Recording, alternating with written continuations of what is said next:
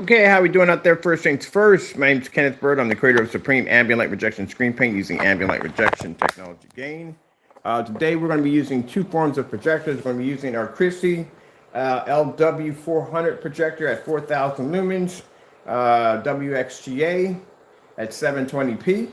And we're also going to be using over here my Sony VPL FA30, my Sony VPL CS4 projector at around, I see some video changed behind the back of me. Sorry about that, got distracted by the video behind me.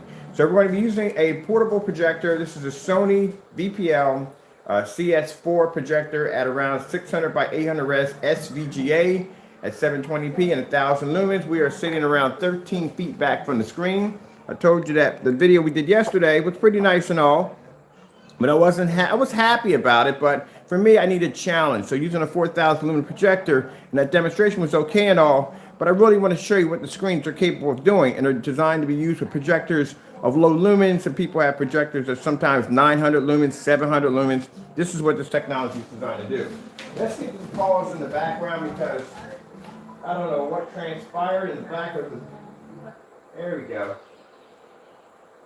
Matter of fact, I'm going to shut my projector. No, I'm going to shut my projector. I'm turn the volume down. We got a lot going on back here. I'm doing the video here. Sound effect popping off in the back and everything. Like, what's going on back there? All right, so let's go back to this video from the beginning. So anyway, so I thought it'd be nice to come in here. I told you I was going to bring the screen in here. There's a lot more light in this environment right here. We got the measuring tape out. Now keep in mind, we've done this demonstration already outside at 13 feet back. We're the same amount of length, around 13 feet back inside the house. I will post that link of that video of doing the demonstration using the black silver or Supreme black silver ambient light rejection 12s as the roll on. And we'll do that, show that demonstration being done outside as well as inside. As I said before, if it passed that test, doing this demonstration or any demonstration inside of 1,000 lumens, or probably less than that, it's going to be a cakewalk for the technology. I'm trying to see if I can find some sound. Yeah, I'm tired, people. I am tired. I was up early this morning getting ready and arranging my gaming room. And now today, I'm going to have to take down this big giant screen right here and put that out back. And I got mounting equipment to do it today. So it's going to be a really busy day today. On top of that, I put a bunch of links in. For those who've been asking me about putting links in, check the videos. Not this video, but I put other videos I've done. I put links in where to get the projector. Not where to get the projector, where to get the projection screen, like the one I'm using right now. I put links in on how to get the LED lights and any kind of the portable star projectors I'm using in my demonstrations. All those videos are there. All right, so I'm gonna take this off for about a minute. Disconnect this. I think my power is pretty good on that side. Connect it into my other phone. It's doing all the streaming. All right, and I'm gonna go over here and show you my measuring tape to see how far my screen's pushed back. So there we are on our 1,000 lumen projector. There's the measuring tape all the way up. We'll go all the way up so you can see this right next to the screen. Right there, right in the screen. We'll come all the way back over here and show you where we're sitting at. And we are around. Let me get my hand out of the way. That would help. We're around with my casting body, my shadow too. Oh, man, I'm telling you things I gotta do sometimes. Around 13 feet. 13 feet back from the screen. Man, that was a bit of a difficult challenge right there. What the freak? But anyway, so at 13 feet back on our 1999 projector, paid for the projector $75 on eBay. And this is the image we pull off on our technology. Like I said, if you look at the environments, none of our environments are dark, very well lit. This is what you're supposed to be seeing. Also, too, I want to express something, too. You know, people do enhancements on their videos as in adding equipment to the videos that will actually boost the performance of the screen's ability to be able to produce images. Is not good, and I'll tell you why. Because those are items you may need to buy in order to perform the exact same results as being done in that video. So say if I had a 4K enhancer, right? Which I don't know why on some of the projectors I buy, why would you put a 4K enhancer on a projector that was manufactured in 1999? Ugh. But anyway, so they bring in 4K enhancers or upgrades and stuff like that to enhance the picture quality. Keep in mind, you're not going to be able to get that picture quality the same unless you buy that particular piece of hardware to do it. You know what I mean? So that's what I'm trying to explain to you. So when you do demonstrations, if you're doing a demonstration on that hardware, it's a demonstration on that hardware. You don't put the screen into it as its performance on how better this, that, and the other. But like I said, you know, adding enhancements to your picture quality has people thinking that, what do you add into it to make the screens look this way and the other way? But anyway, let's move on from there. It's early in the morning. I haven't had coffee. Well, I don't drink coffee anyway. I haven't had tea. So I've got both screens running, so that way I can switch back over. When I do the political commercials, will pop up from time to time. And you can check out my other screen sitting 18 feet back. Well, the windows are no good now because the sun's not out and there's no light coming through. But there's enough light pushing the environment for you to see all the corners nice and bright. And that's the way it should be. If you're not seeing those corners, if you're seeing shadows, and that environment looks too dark, that means that screen is having a problem struggling in ambient light. And that's not where you want to be. Now I had somebody come in, not to bring up old news, but I had somebody come in when I was painting the screen on a smaller scale, and they were like, well, you're painting the screen on a smaller scale. That really doesn't prove anything. Show it on a big screen. Show it on one of the big screens you have. Same projector. We've done the same projector on the big screens. So I thought it'd be fun to come in here and do this demonstration on the 92-inch, which I have here, using the Sony projector at 13 feet back. And I was trying to explain to this particular individual that, look, we've done this outside. I told you, any projector that can produce any screen that has the ability to pull images outside, I'm talking about not a faded washed out image. I'm talking about an image that looks like this, should look like this out there. The same way it should look. We'll have no problem pulling an image in a fully lit environment. So keep in mind, if you have 1,000 lumen projector sitting around your house, you can use that projector on our technology. Now, for those of you wondering how come the whole entire screen is not filled out, this projector again was manufactured in 1999. It doesn't have the capability to do 16:9. That's how old it is. It can only do 4.3. That's how old the projector is. These are data projectors. Now, the Sony data projectors are pretty much projectors used for work or business or stuff like that, conference rooms, stuff like that, spreadsheets. That's what they were designed for. They were never designed for home entertainment use. The biggest these projectors are supposed to go are around 60 inches, and that's it. Sorry about that. Anything above that is pushing the pixelations to its maximum. And mind, this projector is only 600 by 800 res. So we're at 13 feet back. So we're probably getting, as you can see, I'm going to show you real quick. We're overlapping the screen. Because you can see part of the screen bouncing off the side of my woodwork and hitting the top of the ceiling of my kitchen. So we're actually maximizing the pixels by bringing the projector back. We're probably getting somewhere between maybe 120-inch screen out of a projector that was only designed to do 60 inches at 600 by 800 res, which means those pixels are maxed out. And that means the image that you should be seeing should be so blurry and so fuzzy, you shouldn't be able to pick it up, but you can. Because the technology has that kind of enhancement to make a projector, even this particular model, look amazing. Let's go through some other videos. Let's select some other videos for you. Some colors. We'll run back the ones we had. Any political commercials that may pop up, I will switch the projector around to the other screen I have behind me.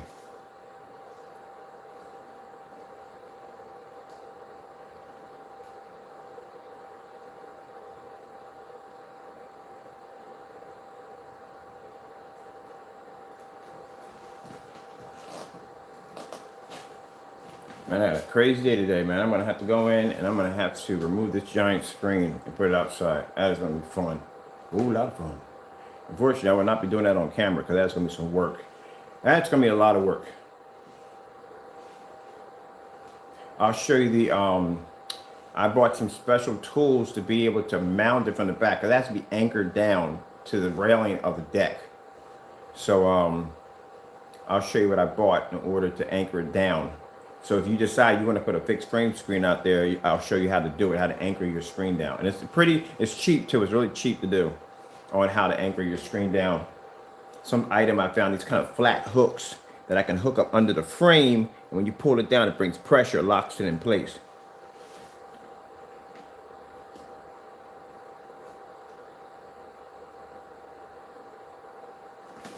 There we go.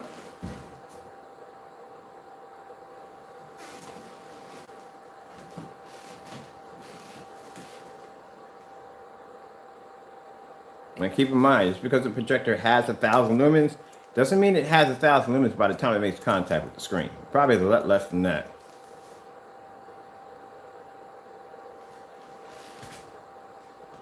Now this product right here is our mid-level. Keep in mind, this is a mid-level screen paint that we make, right? It's not one of the higher ones, it's a mid-level. Even our mid-levels are more advanced than most of, well, say all of the screen paints out there on the market and high performance projection screens. Now I can't say all of them because I haven't had a chance to test all of them. There are some high performance projection screens that I'm researching right now on getting them over here so I can do tests against them. But other than that, whatever we have in that drawer, we've already beat it. And like I said, I would give you free paint for a year if you could show me one demonstration where you have Black Diamond, DMP Supernova, Elite Screens, any one of those big companies doing a demonstration on a projector like the one I'm using in this demonstration right now. You won't. You won't see that. They'll test our technology against white screens. Easy, service to beat. We test our technology against their technology, seeing which produces a better grade screen.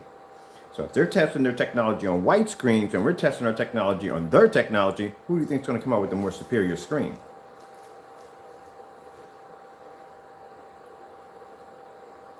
Now you see a gray screen. It's a gray screen. Now it's starting to produce contrast. So your screens can read contrast. So it's reading black levels right now. You're watching it on a projector that has 0 contrast capabilities.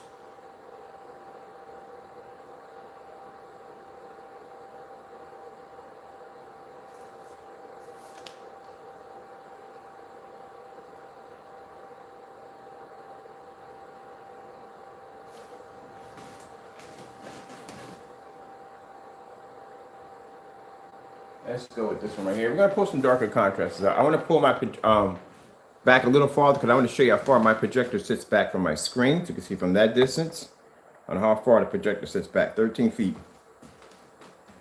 So around 13 feet, the average projector will give you about 100 inches. This is a 92-inch screen.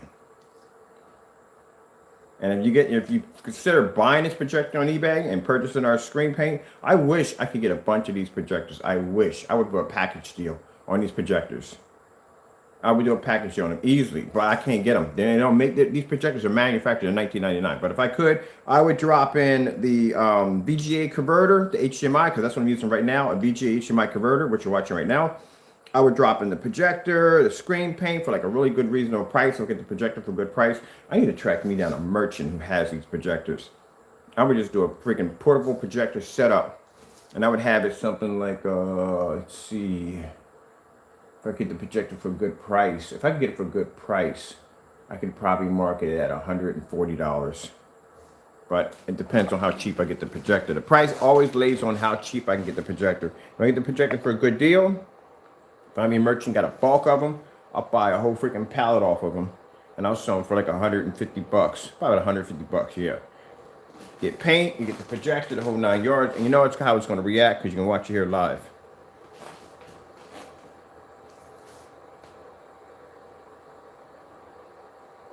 So it won't cost you much to do a setup. The screen right here that I paid for, now it's a 90. It's a 90. The only problem with the projector doesn't do 16:9. That's another problem too. It doesn't do 16:9, so that would be an issue too. So I'm gonna have to find a portable that does 16:9, which is not a bad idea. I think I'm gonna do that. I'm gonna go start trying to figure out exactly how I can buy a portable. Oh, the left, that's 135. That's 135 inch. There's one coming in on Friday that's bigger than this one. I ordered a 100 silver ticket. I bought one of their screens. I'm working on a coat. I bought a 130 inch 235.1. What is the projector? Oh man, I'm glad you asked. I'm glad you asked. I was waiting for somebody to ask that. We're using a Sony Sony projector. This is the VPL CS4. This projector was manufactured, like I said before, in 1999. It's an old projector. We're using an VGA to HDMI converter to convert it over to VGA. And this projector is 1,000 lumens, 720p, 600 by 800 res, SVGA. That's all we're using. That's it. And we are 13 feet back from the screen. Oh yeah, that's the technology has the ability to be able to produce. That's the thing about the screen paints we develop. They give you a chance to make a 720p outdated projector look incredible in fully lit environments. That's what this stuff is designed to do. All the screens are designed to do that. So you don't have to figure out exactly, gee whiz, do I need this many lumens? Do I need that many lumens? You don't have to go overkill. 1,000 lumens, 720p, and get a beautiful image from our technology. The paint does that. Paint allows you to get that beautiful image. So when I shot, you can imagine when I shot for projectors, I really don't care. I mean, I don't have to really go through the research or anything. I just buy a projector and just have them done with it because I know the screen does all the work. I mean, when I first started off, I remember I was researching a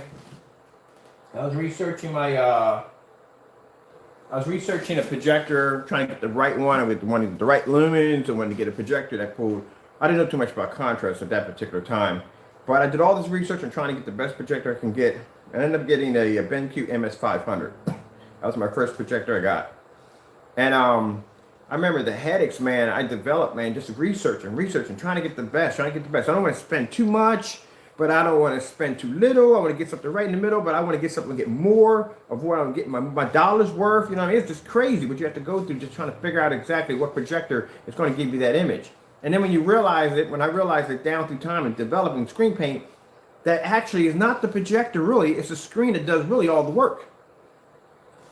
So with this technology that we're developing, we're working with 12 technology, we're working with 12 to 9s, you don't have to go through that painstaking headache of trying to figure out whether or not this projector is going to work well because the technology does all the work for you. So I can go on eBay, and that's why I've been doing find these old relic beat down projectors that nobody will buy, and I'll buy those projectors. I had a merchant went to ask, like, why would you even want this? I'm like, you have no idea what we could do with this. To me, this is gold. For me to find a old projector that is around in the year 1990, not even older than that, that's gold to me. That's like finding a 4K projector for $200. Because that's a challenge for me to see what I can do with that projector. If I can make that projector look incredible on the screen. So if I can make these look good, any projector you choose is going to look amazing. Long as it's name brand. Long as it's name brand. Yeah, we don't support the knockoffs, but yeah, as long as it's name brand. But it just gives you an idea. And then I got people have those LG Sunbeam projectors. They have like really low lumens, like 1500 lumens. And keep in mind, this is a short throw, ultra short throw projector. So if you're using an ultra short throw projector, an ultra short throw projector with 1500 lumens on this thing would be insane. No, it's not saying olders are better. I'm trying to tell you that if this technology makes an older projector look this good, what do you think a newer projector is going to look like on this? You see it right here? That's a Christie projector. That's a Christie 720p projector at 4,000 lumens. That is WXGA. Compared to this and that, this is a monster over that projector right there. But keep in mind, I don't have to spend this kind of money to get a beautiful image because I can do it at 1,000 lumens. It's just to show you that you don't have to spend a lot of money when it comes to your projector. Not saying older ones are better. You can make them, like I say, they're not bad, to tell you the truth. There's nothing really wrong with an older projector.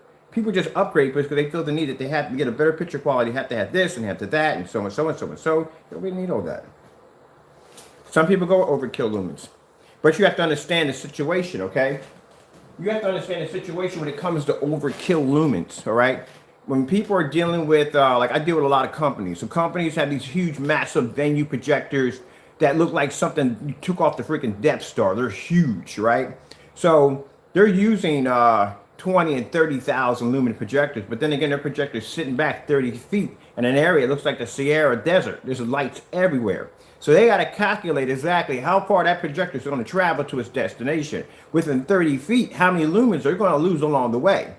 Keep in mind, whatever screen you're using, and chances are it's going to be a white screen, that screen's going to have to generate enough gain, so whatever lumens that makes it across that craziness and hits that screen's going to have to be able to magnify that, whatever lumens that hit, and bring the image back at you.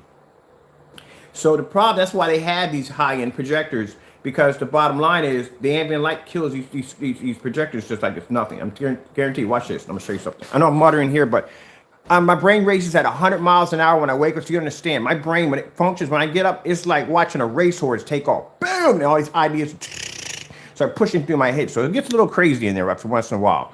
So the thing, that's why people have such high lumen projectors. When projectors started off, they used to be something like the most powerful projector at one point you can get was like 1,500, and then it went to 2,000 lumens and 2,500 lumens. I remember when the 3,000 lumens came, like, my God, 3,000 lumens, that's freaking insane. Now 3,000 lumens is like, kind of projector, you know what I mean? Now people have like 36 and 34 and 38 and so forth. So the reason why they're making the lumens so powerful is to deal with the ambient light in the environment, because they want people to be able to replace their TVs for projectors. So that's why the lumen counts are so high on them, to deal with the ambient light in the environment. But here's the funny thing about it. It really has nothing to do with the lumens in your projector. It all falls on the screen.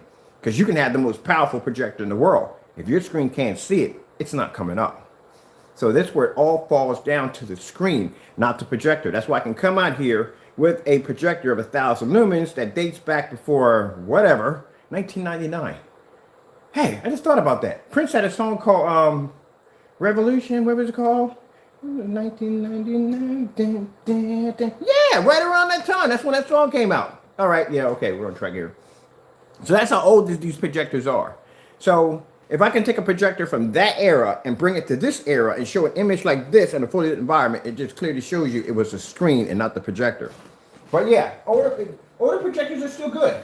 But keep in mind, my Christie projector in performance would blow this thing clean out of the water. And it's 720p. It would still blow it out because it's a top tier projector. But if I would take my Christie projector and hit it on a white wall or a gray screen, it would suck. If I would hit it on our technology, it would look amazing. Like that.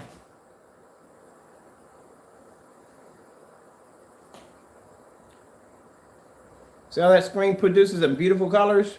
Now that's on a Christie 1080p projector right there. So you're supposed to be to use your screen in fully lit environments. When you see them areas where you see it's dark, it's light here and light there. I like how you see this light here and here and here, but around the screen, the edges of the screen is dark. That's because they're using called ambient light controlled environments. That's a problem for me, because that means you have to adjust the lighting in your environment in order to accommodate the screen. We don't have ambient light projection here in the house. It's either lights on or lights off. If I turn my lights off, that's the image. If I turn it on, it should look the same way.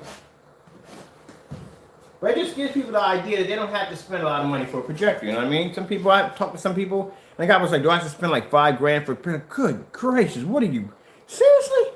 I've talked to customers like that want to spend it. They'll say, well, you know, my budget, what's your budget for your projector? I always ask them, like, I'm looking for a good projector. What's your budget? And they'll say, my budget's like $3 grand, $4 grand. Some will say $5 grand, $5 grand for a projector. You don't have to spend that kind of money for a projector. I'm using this technology. I would take them down over to Amazon or eBay. If they want something brand new, I take them over to Amazon. And I say, here's a projector right here. It's cost you $900, $800. All you need. That's it. I got one guy. He got a BenQ, some kind of a BenQ. I think it was a 1080p BenQ, something like 3,000 lumens, and he got the projector for like $800. $800. Consider the fact he's gonna pay $5 grand for a projector. Oh, the left projector, the left screen. All right. So here's the deal. All right. Here's the dealio. Oh, hold on for a minute. Just changing my videos out real quick. Now keep in mind, I bought this screen right here. This is an Elite screen. That's an Elite screen. That is a projection screen from another company. So that's another company. This one cost me way less. So this screen right here cost me $254 or $59 from Amazon. Then I bought another one upstairs because I had an incident with Elite screens, which we're not going to get into all that right now because that was a bit of a nightmare on its own. We all know what happened in that nonsense. And I decided I would never buy an Elite screen ever again. I found another company that I got the same screen, same size for $184. Not only was it $184, it was a breeze to put together because I put it together live on so we could show people how to put the screen together. It was a breeze to put together. Don't get me wrong, the Elite screens are easy to put together too because with the Elite screens, one thing when you're dealing with screens that have that spring suspension system in the back, well, Elite screens, their springs are designed just right so you don't have to do a lot of pulling to stretch the material over to make it connect to the frame. That's the beautiful thing about their frames. And somebody just bought an Elite screen said the same thing. But keep in mind, to be warned, their customer service is a bit like it's hell. Let's just put it that way. I'm serious, it is, because I went through it myself. I didn't get my refund from my screen is still sitting upstairs. Elite never gave me my refund. I got my refund from Amazon, not from Elite. Elite's never responded back to me. They did give me a shipping label though, but keep in mind, they gave you the shipping label, and it pays for the shipping, but you still have to pay for the carrier to come down and pick up your screen. Did you know that? They don't pay for that part. You have to call for the carrier to come down and pick up the screen, which you have to pay for that charge. That's the part that ticked me off. They don't pay for that. So it was kind of like, well, you know what? Whatever, That's what it came down to, because I was missing rods out of the back of my screen. That would have allowed me the tension rods. You need the tension rods. With tension rods, you can't set your screen up. And they were missing. And I didn't want the money back. I just wanted the screen. Well, not typical warranty. Not typical warranty when you bought it and you got it that day to set up. Keep in mind, when I bought that screen, it was still under warranty. It was under a 180-day warranty when I first got it. So it ain't like I bought the screen and I had it for months, because that would be impossible to have a screen for months when the tension rods are missing, because the tension rods is what you need to actually build a screen. Well, if the tension rods, the screen doesn't exist. So I did the unboxing. This is live on YouTube, me unboxing the screen and going, where the frick are my tension rods? They're not even there. I go, I got to call Amazon real quick. And found out when I came back, I did another video saying, well, here's the deal. This is what's going to happen. Eventually, I have to contact them and I have to send them some serial numbers on the side of the box, which means if you buy one of these, you may want to cut them serial numbers off and save them, because you will need those serial numbers, because those serial numbers are not shown in the manual of their screens. Nowhere, only on the box. So even though I had a transaction ID showing that I purchased the item, and I have a tracking number from the carrier said he left it at the house, everything is there showing that I officially have the screen and paid for it, even on my transaction from PayPal, it's not enough. They want to see serial numbers on the side of the box. So the good thing, I didn't throw my box out in the trash, that I had it right in the kitchen. I take it out, I snap the pictures of it, I send it over to them. They still don't respond back. I have to contact Amazon and complain to them and say, hey, look, I need to return this item, because I need to replacement item. I just need the parts, because I have a gaming room I'm building upstairs, and this thing is pretty much, I'm trying to build this room. I'm taking care of orders, and there's things around the house I have to do. So if I have free time to get this knocked out of the way, this is the time to get this taken care of. So through all that nightmare I had to go through with them, keep in mind, Amazon has a policy too. Within their policy, they have 48 hours to reply back. All right? Let's put on something here. They have 48 hours to reply back. As long as they reply back within that 48 hours, and it can be some bogus nonsense like, look, cuckoo, cuckoo, have a bowl of Fruit Loops, they're still not responsible, and they won't be ridiculed for that, because they did respond back within the 48 hours on which the complaint was filed. Now, every time they come in with some bogus freaking nonsense like, hey, look, we need these numbers on the side of the box. We need these numbers on the side of the box. You have to contact Amazon about this, and Amazon will put it an additional 48 hours for every time you call in and complain about this screen, which means you're getting set back 48, over and over again and again and again, until these jokers decide to go, okay, you know what? We're done playing with this guy. We'll send them basically the shipping label, which they didn't do. So basically, I had to go in and go to PayPal and file a chargeback in order to get the money back. But Amazon was nice enough to see what Elite Screens was doing, that they were basically sending me bogus nonsense. So basically, it would protect them within the 48 hours, because they did respond back. And I said, you guys keep giving me another 48 hours, another 48 hours. I just want my money back so I can buy another screen. Thank God that I went out when all this nonsense was going on. I went out and bought another screen, which I did. I bought a screen upstairs. I bought the 135 again upstairs from another company. That got here in 3 days with all the parts in it. I was able to put it together very easily, and it was cheaper than the Elite screens, and the customer service was perfect. So I just said, look, if you buy something from them and you're missing parts, you're just going to go through some crap just trying to get your money back. You're better just buying it from a third-party company like Amazon, so at least you can get your money from them. because they're good for giving you credit back, because Amazon did give me the credit for the screen. And the lead screen was like, here's the shipping label finally, but here's the kicker. You're going to have to call the carrier to come down and pick up this monstrosity from the front of your porch, and you're going to pay for that. Yep. You got to pay for the truck to come pick it up. And who knows what they're going to charge you. I had a truck come down. I mean, okay, if I had a road truck. Okay, you ever heard of a road truck? When they basically have this thing that you load the package on, it cost me $300 for a road truck. It cost me $600 to ship the screen to freaking California, and an additional $300 to bring this truck through my driveway so I can walk down the stairs with my ex-girlfriend, pick up this screen, and put it in their truck. Mind you, they didn't put it in the truck. I put the screen in the truck, and they drove it to a hub. $300. Think I'm joking? Call them up and find out. The liftgate truck, yes sir, I'm close enough to it. Liftgate truck. We'll call it the gate truck, whatever. That's what I call it. That's what it is. We all know what we're talking about. But anyway, yeah. That's what it charged me. $300 for them to bring that truck down. So that's why we don't sell giant motorized projection screens, because that price would kill you. You would have to have a corporate account in order to get that super massive cheap deal. In order to do that, we don't have corporate accounts, so you know, we got to pay like everybody else. All right, so yeah, so that's why when I bought the 235.1, I bought it from Silver Ticket. Now, they had it over at Lead Screens, but heck no. If you think that screen got here and I was missing parts out of it and I had to go through that same thing all over again, no. Well, other than that, the screens are good. They're easy to put together. The only difference is that when coating these screens with our technology, it is easier to coat this one than it is than this one. This one has a special coating on the surface, on the PVC, that pretty much, it's kind of like trying, when you drop oil in the water and it separates, that's what it does to the paint. So the paint does apply to the surface, as you can see, it applies to the surface, but you have to put on a light coat, and it's going to separate a little bit, but it's still on the screen. Let that dry, because you're putting a foundation down, and then you roll over top of it, which I did over here in the jet black screen. This one, on the other hand, you watch me paint this live, done. That was it. There's no coating on the screens.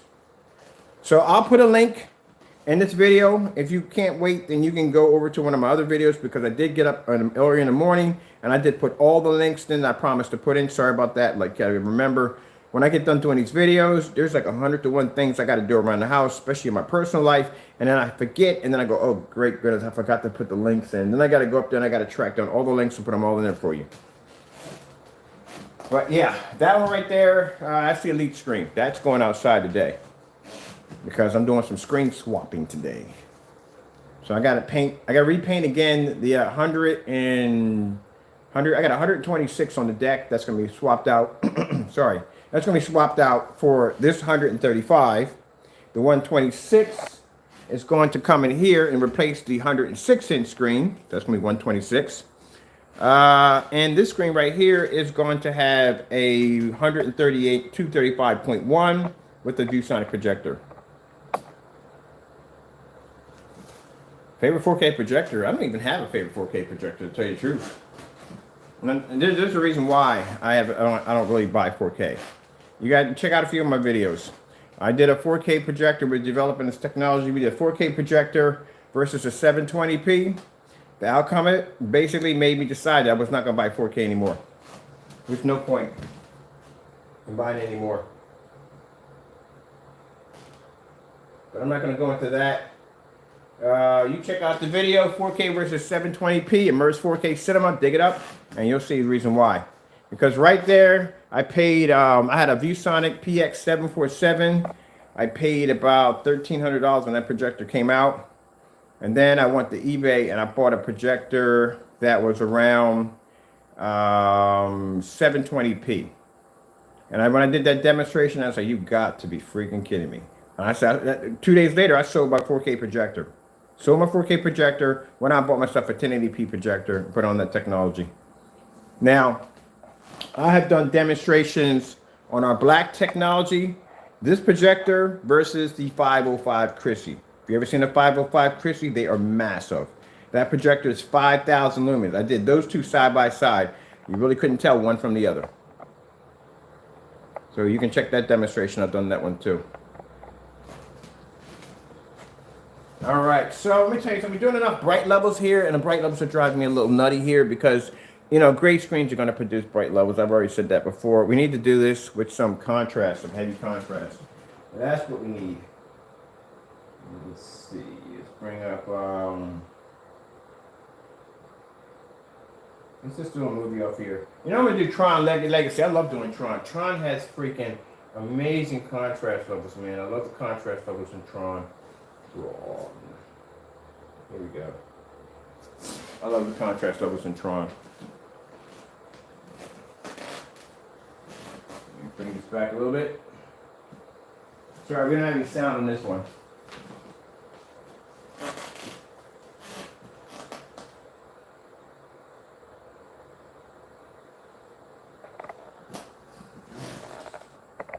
Back and see how far my projector sits. So the thing about the black silver technology, the technology developed, it's a gray screen, but it can read contrast. It will not fade and wash out. Your colors won't wash out. None of that. Usually, traditional gray screens have a problem with dealing with ambient light.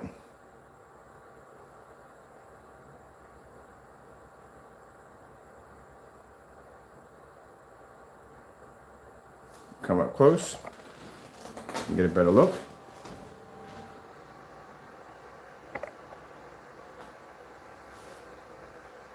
And for those of you who want to see what the light's out, there you go. Let me knock out my kitchen lights. My kitchen lights are bright. Nice bright kitchen lights. Let's knock those out.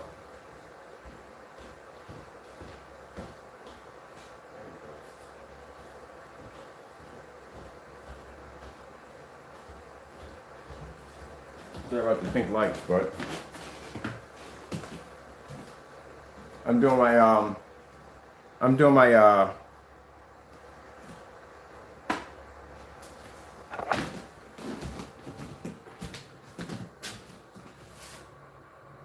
we do these demonstrations outside, man. Outside, closer. This is nothing. This is an inside demonstration. This is easy for us. The hard part is doing the demonstration outside. If you see, those who are new to watching me do demonstrations, we test our ambient light rejection screens outside. We don't do them inside.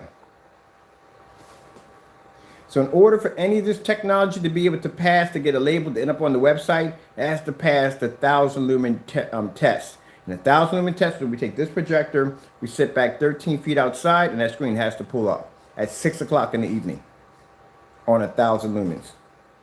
So if they can pull that, if they can pass that test, then that means the next stage is they get a label and they can be sold. So they have to pass that. And I'll show you something real quick. I'm going to put the link here for you to check it out for yourself. There's 1,000 tests. All of them got to go through it.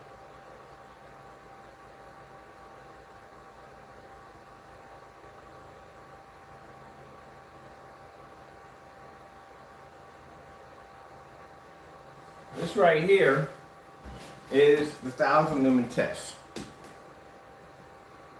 Every screen's got to go through it.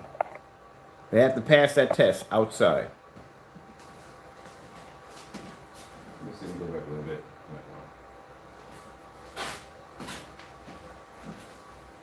And there you are. This is Tron outside on the same technology outside.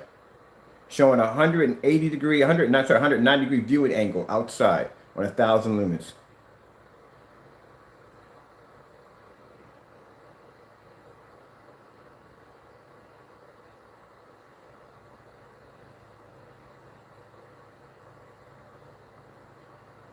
But I'll put the link below so you can check it out for yourself. And once they pass that, and you know the test we got to put our stuff through, our tests are brutal. So here's the thing. One of the demonstrations that we have is we have the distance throw. The distance throw means that the screen has to pick up an image at 20 feet back at 800 lumens. So that projector sits all the way back there, and my screen sits all the way up here, and it has to be able to hit that image and show an image through all that ambient light, make contact with the screen at 20 feet away on only 800 lumens and produce an image. And it has to be clean. There can't be no washed out images or faded images. It has to be clean all the way around, sharp edge to edge.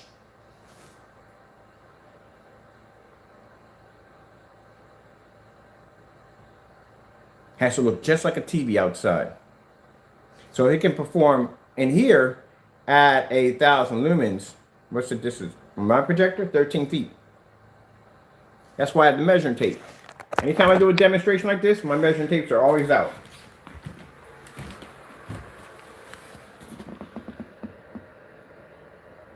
"13 feet. Where the projector hits, right from the front. When people measure, some people cheating. So what they'll do, they'll put the measuring tape behind the projector. No, it's supposed to be where the projector starts off at. That's how you're supposed to do it. Whoops, see? Dropping my camera. Dropping my stuff already, people, early in the morning. Yep, 13 feet. Keep in mind, like I said, this stuff has been tested on 20 feet at 800 lumens. This is 13 feet at 1,000 lumens. This is a cakewalk, like I said. They're designed to be able to go through a lot of punishment. If you have a projector, you push it back 20 feet at 800 lumens, and it can produce that image. 1,000 lumens at 13 feet is easy. If it can produce an image outside at around 13 feet, outside at 6 o'clock in the evening, I'm gonna show you 6 o'clock in the evening. Then inside the house is easy. So make sure I display my time. Look at the colors on that screen. No washout, no fade, nothing.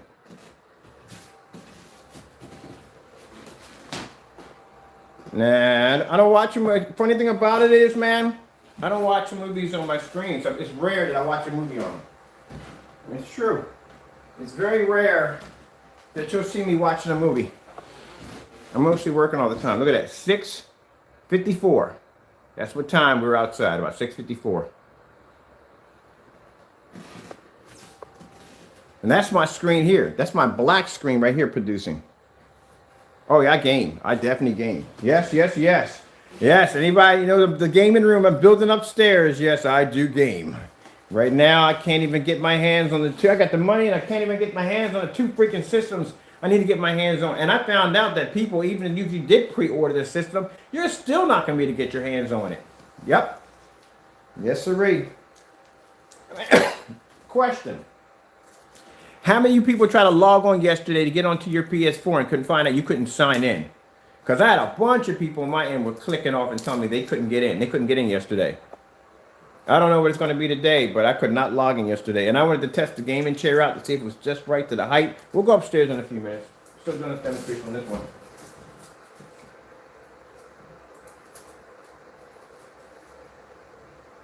But yeah, man. I want, the only game I want right now, I'm more excited. I'm more excited about getting the game for Xbox Series. I'm not an Xbox fanboy. Don't get me wrong. I'm not a fanboy for any system. I just want a game. That's it. That's the bottom line. At the end of the day, I just want a game. But I'm excited for Fable. You heard me talk about Fable. Fable's coming to Xbox Series. Come on, man. I want that game so bad. I'm a huge fan of Fable. A huge fan. The lineup for the PS5 is good, but it doesn't do it for me right now. It doesn't do it for me right now. I am interested. I do want the camera. I want them 3D headsets. I want the whole 9 yards. I want the VR glasses. I heard the VR glasses, they're designed for that system. We're gonna be sweet. It's gonna be so sweet. So I'm just gonna get both of them. I need that Fable. But like I said, I like PS4 too on PS5. Never played The Last of Us. Ah, yes, I never played it. Never played it. It doesn't, I don't know, it doesn't do it for me. It doesn't do it for me. I never got into it.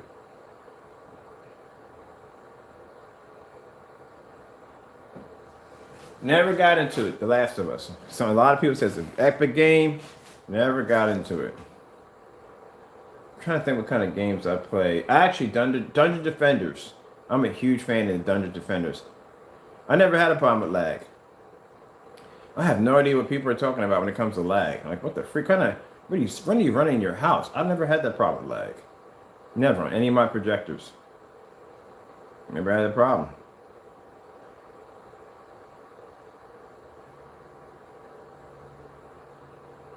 Never played multiplayer games. I played everything. Dude, I'm 53 years old. I've been out since Vector Graphics and Pong. I was out when Radio Shack was called Tandy Corporation before they called it Radio Shack. I remember my mom bringing home Pong. Pong. The old stuff, man.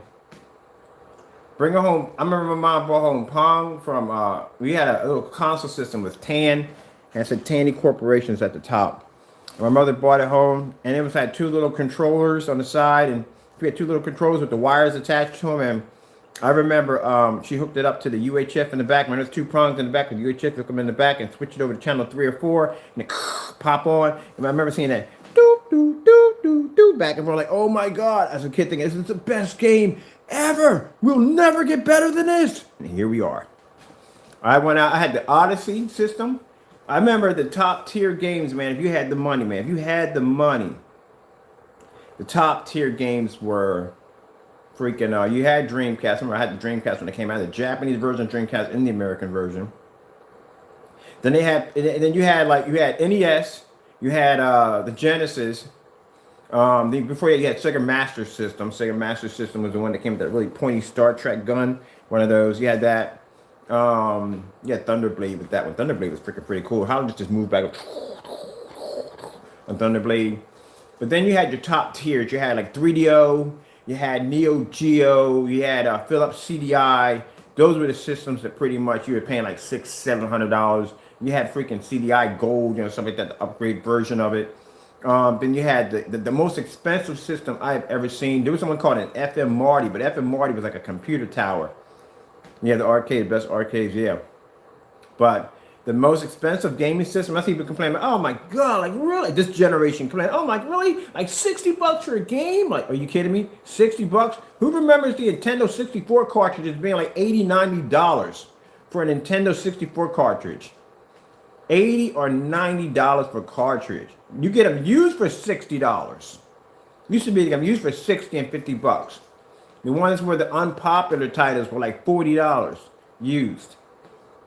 But I remember seeing kids complain about how expensive games were. You didn't grow up in the era of Neo Geo. I grew up in the era of Neo Geo. When I first saw Neo Geo, I saw it in a Kitty City ad, and I thought it was a freaking typo. They wanted $999 for this console system. That's $1,000.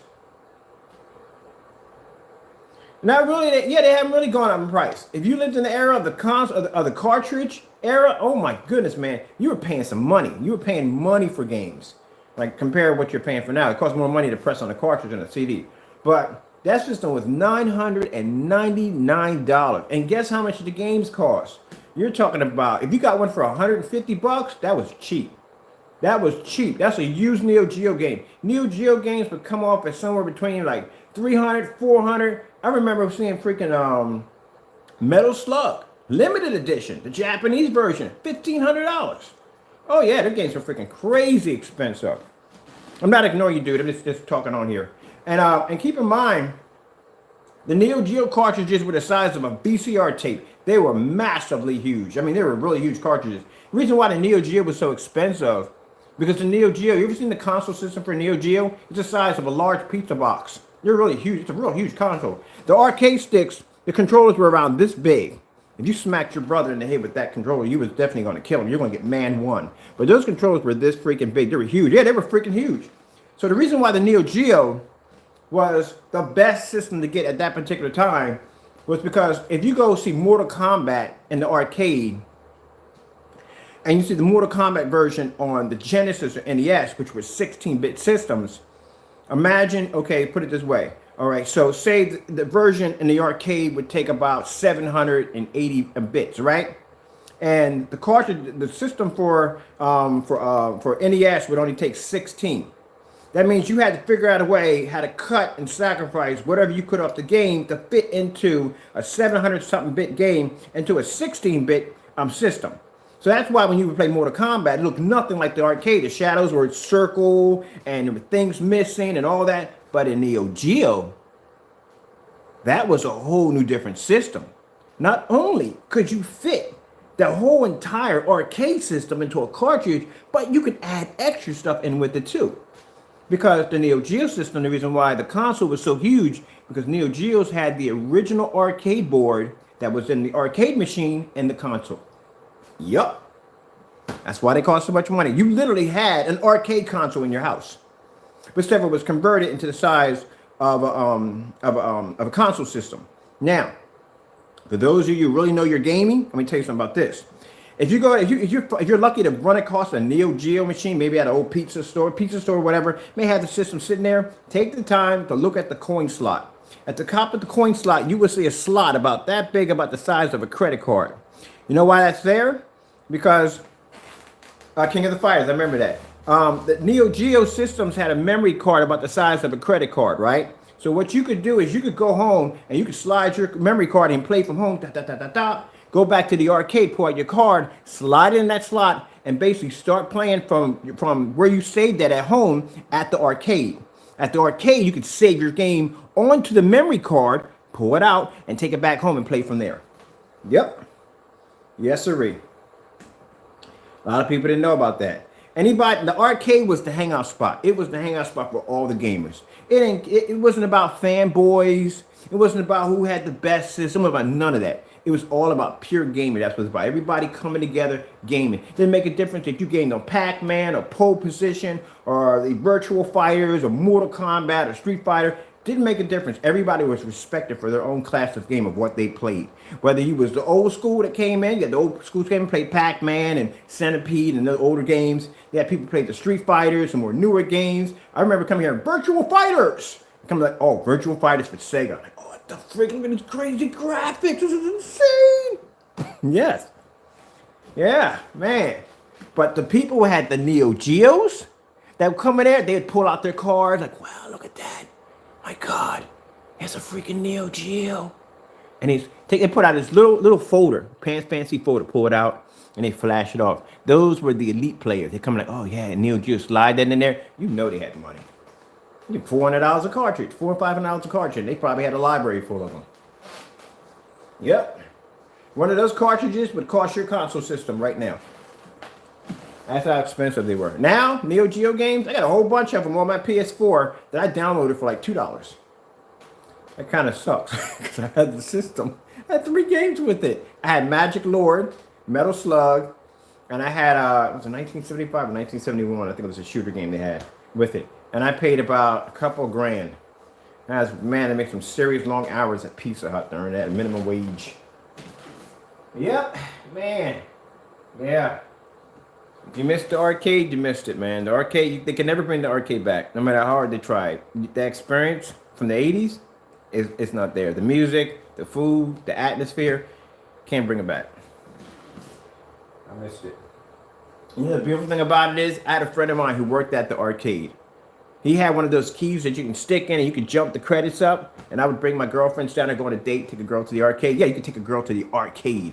Take a girl to the arcade, and you go in there like, yeah, I know the guy who owns the place. You know what I mean? I know the guy who runs the place. And I'm like, yeah, you know, hook us up. And Greg would come over and go, ding, ding, ding, ding, ding, ding, ding, ding. Give us like 100 credits on Terminator. Yeah. Cool. Yeah, I hear you. Yep. Y'all missed that. That's the era, man.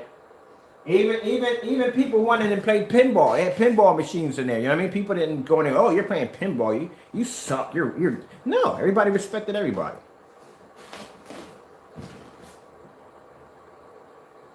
I couldn't play pinball to save my soul. I couldn't. I'm not good at pinball. I tried. I'm not good at it. I'm bad at pinball.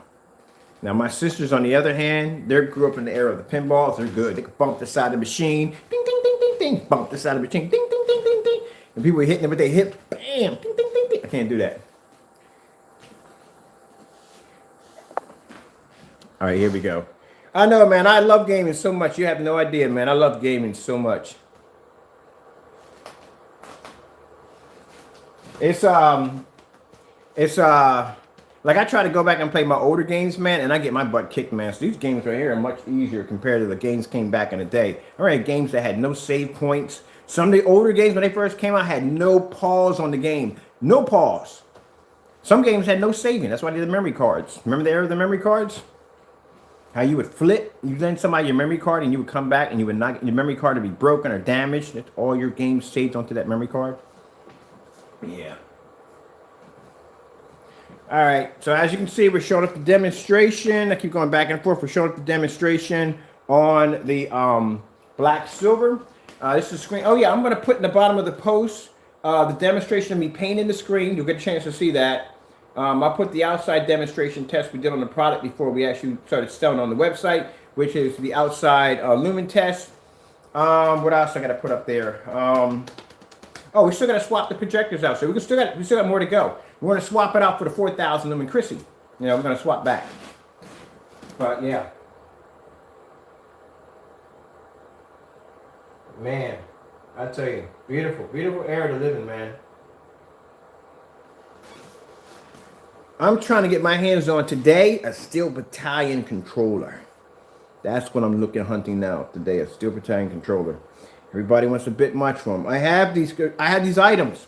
My items are in a warehouse. Unfortunately, I don't leave my house, so guess where they're staying at? I make my payments on this and keep my stuff, but still, I want a Steel Battalion controller. I'm trying to figure out if somebody has one on eBay. Let me know. I'm looking to buy one.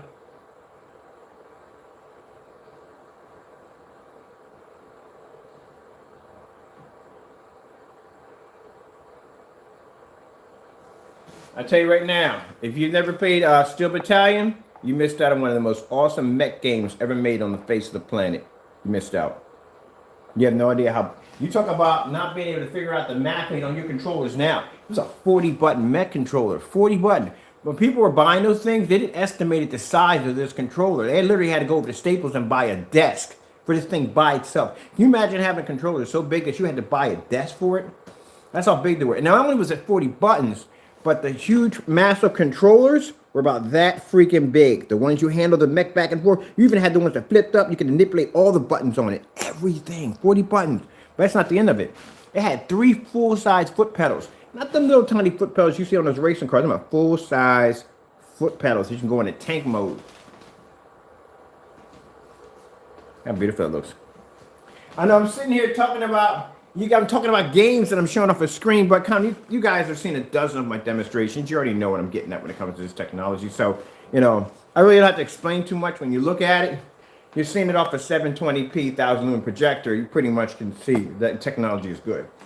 But I just have to say this real quick on the Steel Battalion. I'm buying one today. I got to buy one today. I'm going to track one down and buy one. They had the online version of Steel Battalion. Now, mind you, if you played Mech Warrior, I played Mech Warrior on Xbox 360. Big mech fan on that one. Usually if you die in Mech Warrior, you come back with the same mech. That wasn't the case in Steel Battalion. You played it online. Yeah, that wasn't the same thing when you played online. So keep in mind, you have to memorize a 40-button mech controller. When you get a chance to look at Steel Battalion's controller, every last one of those buttons worked on that controller. And each one of those buttons had a function on how your mech operated. So it was crazy. So keep in mind, there was an eject button on your controller. That eject button was the most important button out of everything you had on your console, on that giant controller. Keep in mind, whatever damage that was inflicted on your mech, so if your arm is damaged, that side of the controller no longer works anymore. It's damaged. So the injection button was like, say if you're playing you're playing Steel Battalion, you're playing it online, or you're playing the story mode, whatever mechs that you basically achieve in story mode, you can use those particular mechs only. That's how it was oh my goodness, in Mech Warrior. Whatever mechs you beat in storyline are the only ones that you can have access to when you played online. So you see anybody walking around with that freaking mech with that huge skull on their face, they beat the game. They had the mega mech, you know what I mean? They had the big boy. So that's how it was in Steel Battalion. Whatever you achieved in that particular part of the game, that's the mech that you could have. Some people had the elite mechs. They beat the game already. So keep in mind, as you're playing online and you're rumbling, right, and you're fighting out there, you're mastering all these controllers and hitting everything, going to those firefights going on, you're dropping bullets, and all, it's just craziness, pure craziness, right? Your mech starts taking on some heavy damage. And it's warning you to tell you, you might want to inject out of this pod. But you're thinking, nah, man, I'm going to take this to the very end, man. I'm going out in a blaze of fire. Biggest mistake you ever make. Because you know what happens? If you don't press that eject button, and you die, the Xbox wipes all your memory off of that game clean. You die. All your saved games, all your struggles, everything you went through is gone. Just like that. And you start off at the beginning. You die. That's why that eject button is the most important button ever. Yep. I love that game. Yeah, you better. There are people screaming on the mic, oh, where's that eject button? I need it. That's it. Oh, well. He'll be doing that all over again tomorrow morning. Yep. Oh, man. Yeah, I remember those days. I remember doing Xbox One. I didn't throw it out. I didn't break the window. I actually opened up the window and threw it out the window. Oh man, that was a ticked off day, boy. Threw the console system out the window. I literally did. I did one of those before. I bought Grand Theft Auto 3 when it first came out, and one of the achievements in that game was you had to beat the entire first level without one save. And I did. I beat the entire level without one save. When I finally got across the bridge and got into the garage, my freaking hard drive froze. I didn't think about the very thought of doing it all over again. Throw it out the freaking joint. All right, how does it look on full widescreen?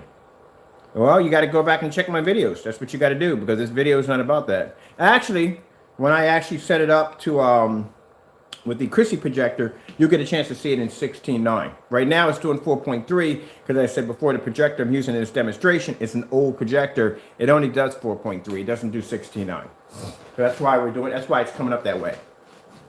And this is to prove a point that you don't have to have an expensive projector to have a beautiful image. So that's the whole purpose behind the demonstration. But I have plenty of videos showing the screen in full screen mode. So right over there. There we go. There's my screen right there playing right now. And my projector sits back 18 feet. That's my projector. There's my screen. Sun's coming up, as you can see. Surrounded by windows, plenty of light. That's how it looks. That screen's 106 inches. But this particular projector doesn't have the ability to be able to do 16:9. It's too old.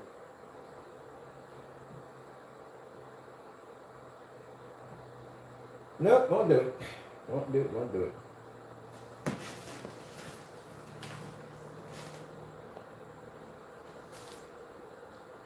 Which one's 1080p? This is definitely not 1080p. That's 720p. This right here, that's 1080p. Right there.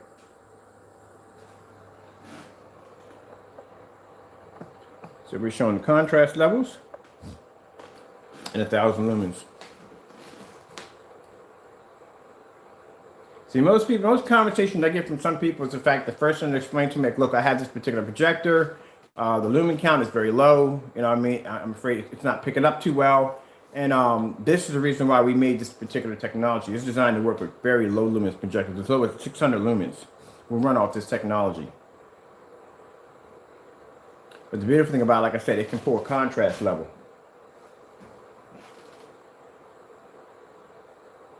Now I'll show you real quick. I like my screen. So we're having a lot of light here. Unblock this real quick. That's how light the screen is, next to a black screen.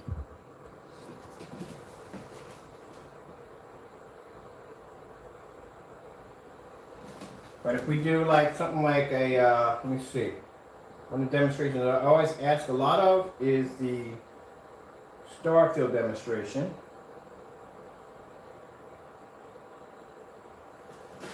And this is the star field demonstration. And this is one of the other images the screen has to be to pull up outside. It has to pull a star field demonstration outside.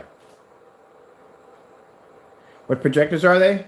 These are Christie's one over here. The ones I got side to side, these are Christie projectors. The one I'm using in the demonstration is the Sony VPL CS4 portable projector.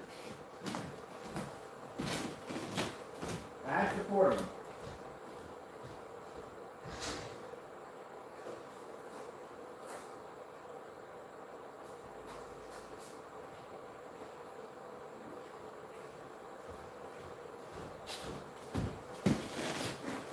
Now, I'm going to show you something real quick, all right?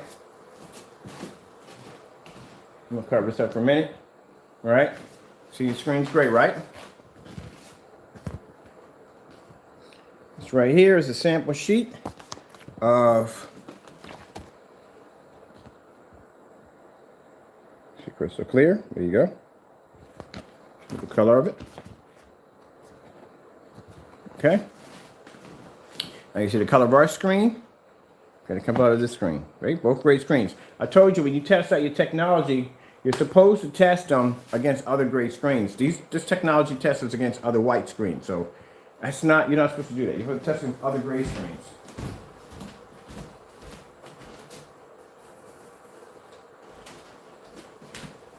They're both gray, right? But our screen can pull a higher contrast level. That's the difference between our technology and any other screen on the market. We have great technology that can pull a higher black level. And that screen sitting in the middle is a $5,000 screen. $5,000 for a 100-inch. And my screen paint right there would cost you $89. Someone said saving you hundreds, we can save you thousands. Yeah, that gray screen can pull a contrast. That's the weird, I told you, the technology we developed is interesting.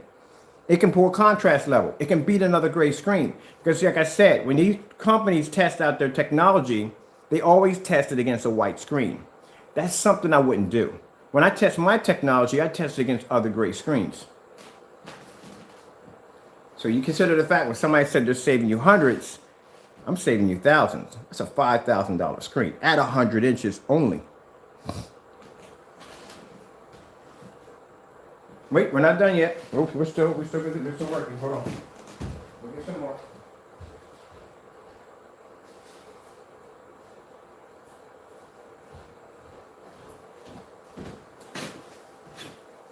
Gray Cinema 5D. Same complexion. Their screen. Right.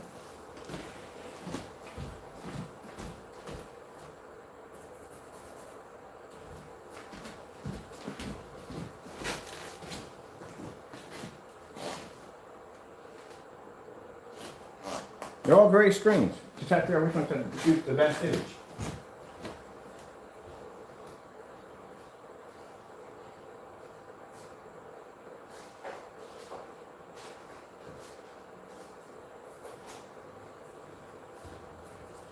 This right here is a Dark Star 9. A Dark Star 9 is made by Elite Screen. It's one of their top screen. Price tag for this one for 100 inch is $3 grand.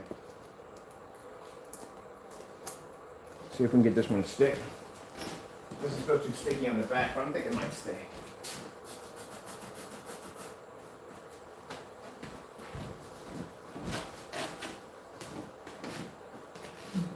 Yeah, it's a screen that can produce contrast. So this is what we're testing our technology against. We weren't testing it. We developed this technology. We don't test it against mixes, or we test against high performance certified screens. So I know if I can basically outperform one of their screens, then the rest of it's, oh, not for the price they're asking you for. It's a lot of money. It's a lot of money. Some of them don't work with ultra short those. I know for a fact that, now they do tell you, Sony DPLs, not Sony, not DPLs, the DMP Supernovas don't work with ultra short those or short throw projectors. We tested those already. The Paxel screen by Daylight, if I'm saying it correctly, does not work with ultra short throws. We did that demonstration too also. So they may have a particular screen designed for ultra short throw projectors, which means you'll have to spend more money just to get it. You know what I mean? You'll have to spend a couple extra $1,000. There's no way in the world they're going to charge you $3,000 for a screen and then charge you the same price for the ultra short throw version. You're going to pay more for the ultra short throw version, probably a couple grand more.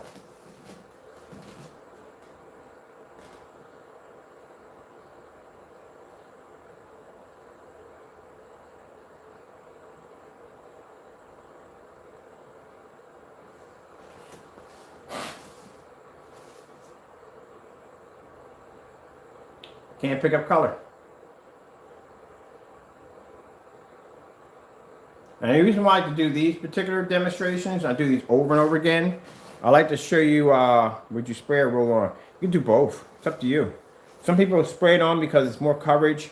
Some people roll it on because it's inside their home. You know what I mean? It depends on, you know what I mean? If I spray, I'm doing it outside. You know what I mean? But some people may not have the room to spray it inside. So it's best that we can roll it on. This screen right here is rolled on. See how smooth that image looks all the way across? That's a rolled on screen. All my screens are rolled on.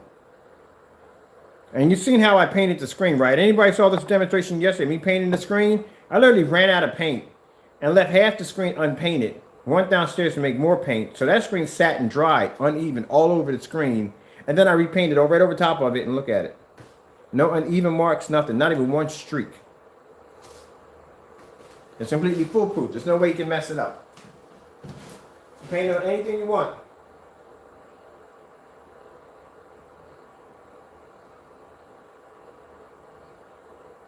It's up to you to figure out exactly what you want to paint it on.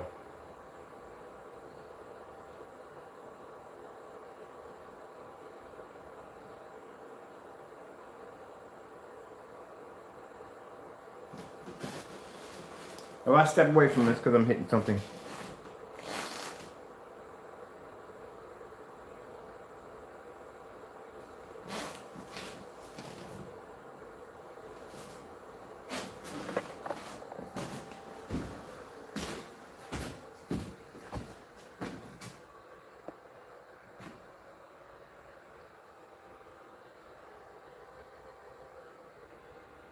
You know, if you want to look up, did the ceiling too.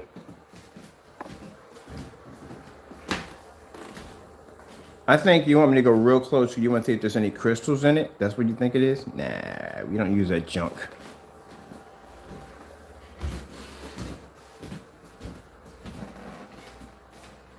Look at that. Not one crystal. Look at that. How is that possible? How is he generating the screen? There's no crystals in this technology. None. Not one. Not one crystal. That's why that screen doesn't reflect when you stand right up on top of it. There's no crystal, no grainy look to none of that. That's old technology we developed. We don't work with that stuff anymore. We figured out a way how to design our own form of liquid game. This is a liquid game we developed that we actually embedded. Actually, I can't say too much about that. See, I'm talking too much. But anyway, let's put it this way: we developed our own form of ambient light rejection technology. There's no crystals on the screen at all, not one. That's why when I can get it close to the screen, it doesn't reflect nothing. You don't see any crystals bouncing off the screen. Like I said, when you see the demonstration of how I painted this screen, it's hilarious. Because like I said, I ran out of paint. Like, ah, crap, ran out of paint. Screen was half painted. It was freaking light. Just went downstairs and made it, let that part dry. Rolled over top of it. That's it. There's no way you can mess it up. It's streak proof. Unless you use a foam roller. Now, if you use a foam roller, you'll mess up the screen. Do not use foam rollers. If you're painting this on fabric, you can paint it on fabric, but as I said before, when you paint on fabric, you want to prime the surface first, only on fabric, because fabric will absorb paint. So, what happens if you paint any kind of paint on a fabric surface, some sections may absorb more, some may absorb less, and you can get a blotty looking screen. You don't want that. So what you do is you paint the surface with any form of paint. It doesn't have to be primer, it can be house paint. It don't make a difference what color. You just want it to absorb the paint. That's all you want it to do. 2 coats of that will absorb a nice foundation, and you can apply our surface. Not only that, you will use less paint. It's a fast way of doing it. And it looks nice on the other side because you get this white, nice, pretty image on the other side, and then you got your technology on the other side, or our technology on the other side. So they're having this blotted image in the back, like somebody had a paintball fight with your screen. All right, this we're gonna put on the eye open. This just flashes nothing but colors. Well, that doesn't. That's just one of those commercials right there. All right, so those who've been asking me questions, can you put on? You've ever seen the new Fire Stick that came out, the one you can talk through? Yeah, they run through your projector. They actually run. I have one actually running right now. This is actually using the Fire Stick right now. So, let me show you. Hot. I don't want this hoodie on anymore. All right, so I bought another one of these. I was so impressed by the Fire Stick, and keep in mind, I've been using Chromecast for like forever, but the Fire Stick is freaking amazing. Now, those who already have it already, sorry if I'm late, but I was a Chromecast for a long time, and this thing's freaking amazing. So I got the one that allows you to talk through it with the microphone. The only gripe I have with it is sometimes the microphone is a little too close to the power button, as you can see, and I've made a mistake one time and just hit this right here, and basically, also, it's not working. But yeah, there's a microphone right there. And it does talk back to you, which is pretty cool. Now, when you're setting it up, it is going to ask for you what kind of TV you have. Don't worry about that at all. It's not going to affect the picture performance. Let me get Giant King Sloth out of the way. Come here, buddy. I had a few people ask me about the giant sloths that I had in my videos, and I was like, well, that was given to me by my godchild. Gave me my giant sloths. She's the one that gave it to me. She gave me a collection of them. Dude, your head is like everywhere. You're huge, gigantic. Yeah. Can you imagine if sloths, like in the animal world, if sloths were the assassins? Like, okay, I can see around 5 years from now, I'll be taking you out. And that'd be slow as on or what. So anyway, so keep in mind, like I said, they're going to ask you when you set it up. Well, that's everybody. Everybody has their own what they prefer. But I like the Fire Stick. I do. I like the whole tour that we can talk and so forth. So that kind of stuff. I like that kind of stuff that I can talk, and it's very easy to use. On top, very easy to set up. And it's something, it's a way I can turn my projector into a smart projector, but everybody has their own. Man, I have friends who like Apple TV, that sort of thing. Everybody's got their own thing. But for those of you, just for those that are pretty much into the Fire Sticks and you're deciding to get the new one, or you want to get the new one and you want to hook it up to your projector and you think it's not going to work with it, it's going to work just fine with it. Now, sorry about that. Put some tea here. It is going to ask in the option when you're setting it up, what's your TV? Don't freak out, because you're going to be thinking, I don't have a TV, I have a projector. So, pretty much all you have to do is just press anything. You can press any TV, it's going to work. The voice activation, all it's going to work. It works on projectors also, so I'm going to show you. Let's see, 4K Fish, YouTube. I wonder if I got a volume up. I don't know there.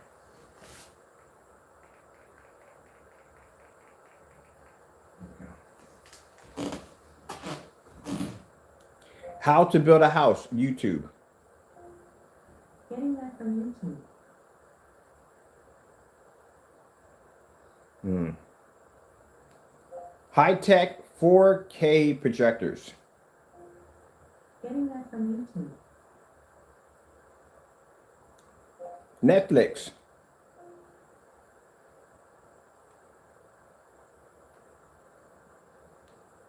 Hulu.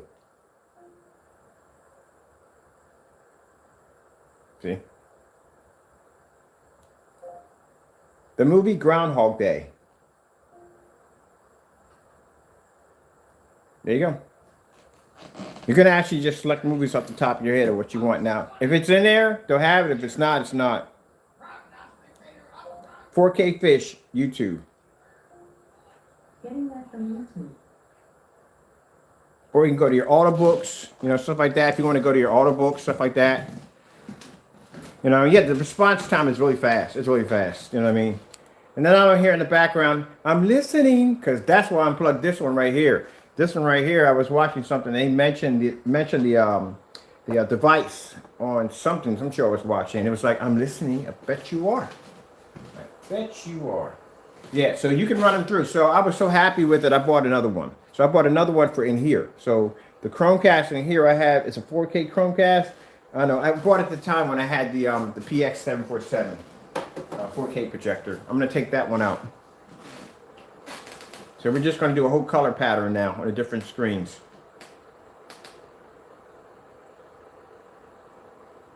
To show you exactly. Now, the reason why I like to do the color pattern, because when some people see a lot of demonstrations, they kind of zoom in on the color and all that stuff like that. You don't really show you what your projector is actually seeing.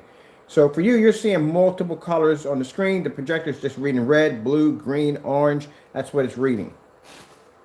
So just show you exactly how your picture quality is washing out on some of these screens and how it's really supposed to look. And this is why you have to go through the painstaking of either calibrating your projector or just having your environment in a dark environment for the screen to pull up. Doesn't make a difference. Still going to react the same way.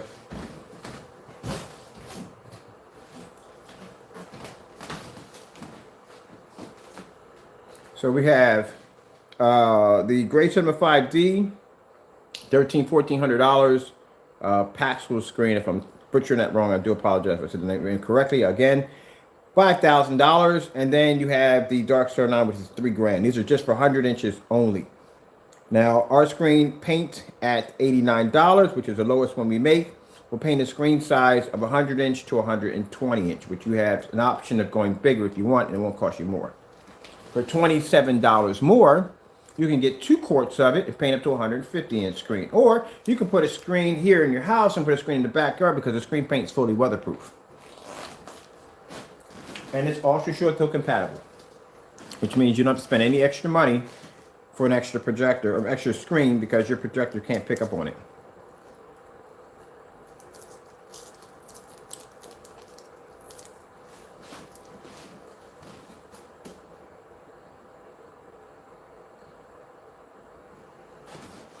All right, let's come out of here.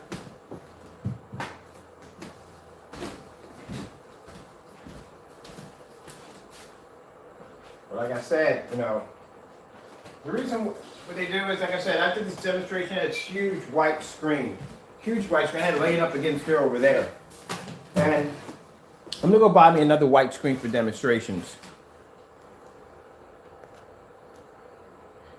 You can paint outdoors. As a matter of fact, if you go to my demonstration right now, you go to my YouTube demonstration right now, look at my trailer, you'll see a demonstration of me painting a screen on outside while the projector's running.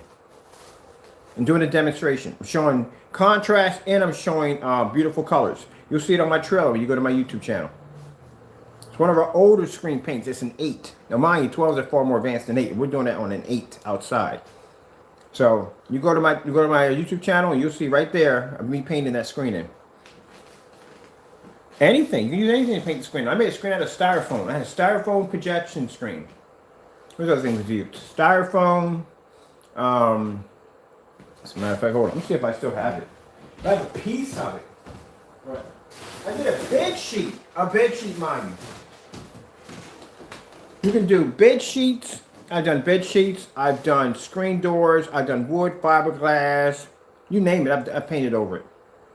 Anybody's watching in my demonstrations, you see me painting with some crazy stuff. It really doesn't make a difference. As a matter of fact, the screen I have in my kitchen is actually cardboard and contact paper.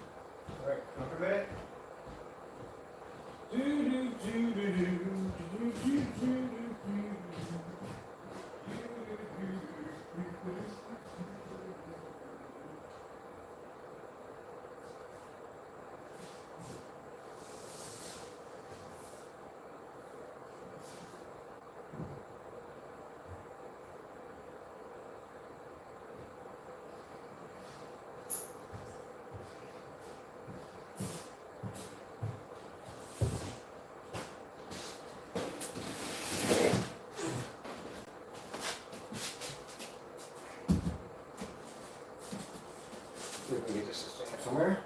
Now, mind, I told you black screens are going to be a little bit more advanced than the gray technology.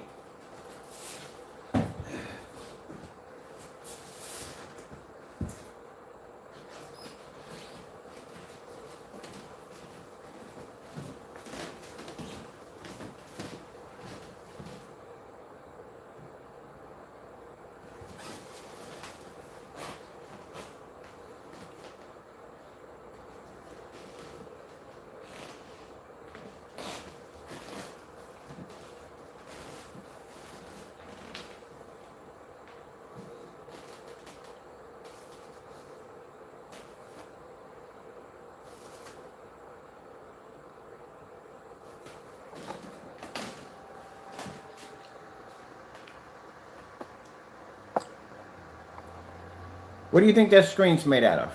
This right here. What do you think that's made out of? Wild guess. Come on. Guess this guess. What's that screen made out of?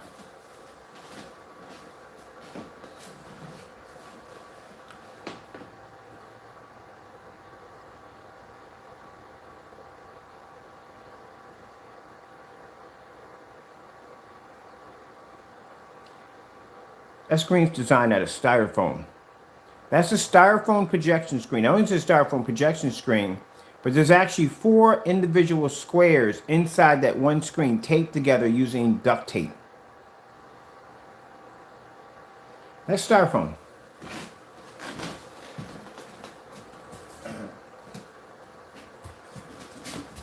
See right there? That's a styrofoam screen. And it's taped together. There's 4 squares that make up this screen. So they're all taped together right here and here. See right here? See the tape? Right there? That's the tape right there. It's all taped together, but you wouldn't see it because this technology is designed to camouflage whatever it hits.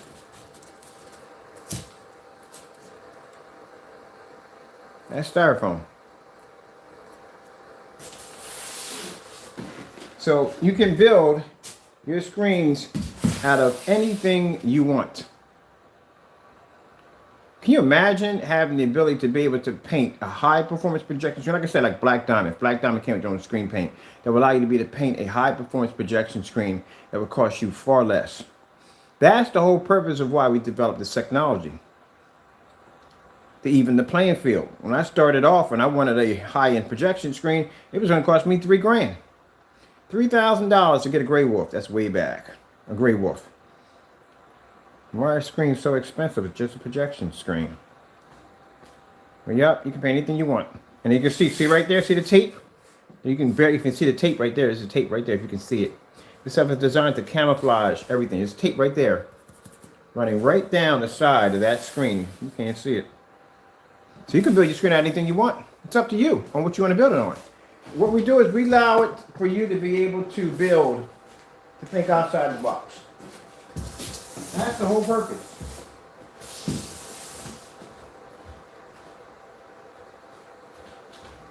Here, come with me for a minute. I'm going to show you something. All right, we're going to go in the kitchen. This is my kitchen projection screen right here. That screen right there is made out of cardboard. That's made out of cardboard and contact paper.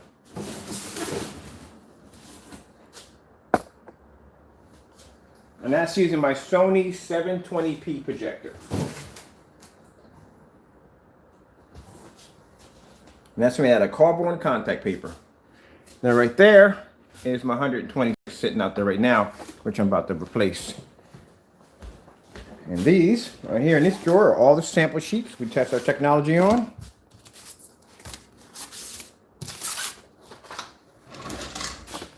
Yep. You can build your screen out of anything you want.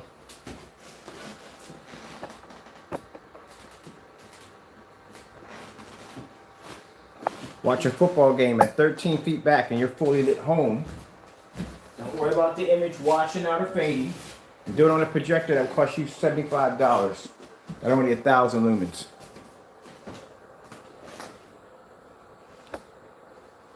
I got a screen upstairs that I bought from eBay, a motorized projection screen. I paid $68 for my screen. Coated it with our technology, used it to beat a $3,000 Dark Star 9, which I did in a demonstration here. It's the whole purpose. You don't have to have an expensive projector. People that tell you that, oh, you have to have 4K, you have to have this, you have to have that. No, you don't. If you want 4K, you can have 4K, but you don't have to have it.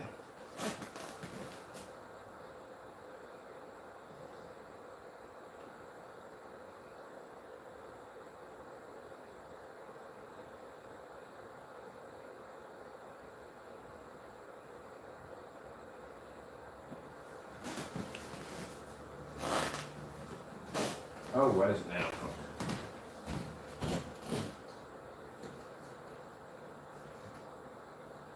All right, let's swap out our projectors real quick. We're gonna throw in that 5,000 lumen, 4,000 lumen Christie. That should be fun. I'm gonna let this run first.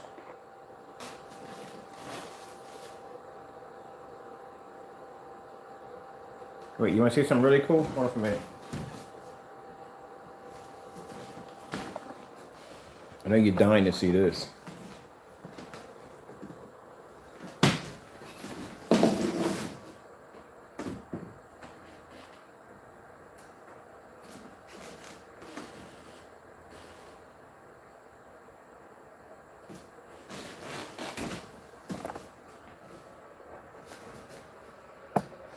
So all these screens are designed to pull images with no problem.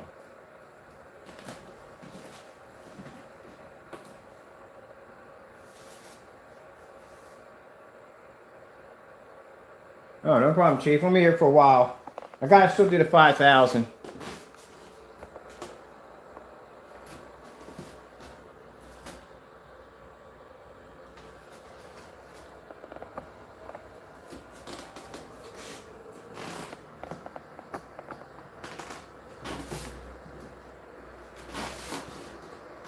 Make a difference wherever the projector is going to hit. That's why I love about developing this stuff.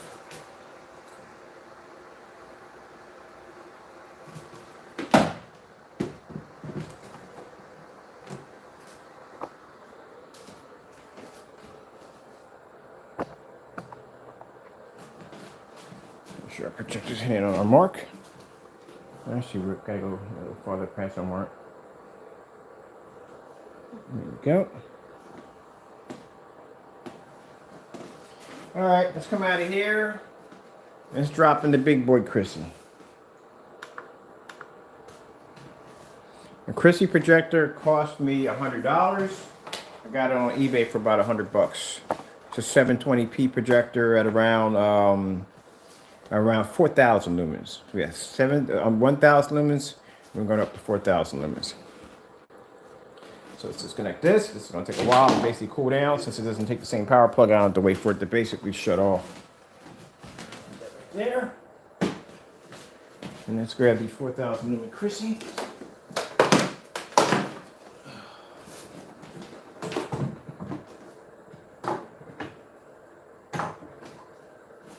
This one we might have to pull back a bit because it's 4,000 lumens. Close.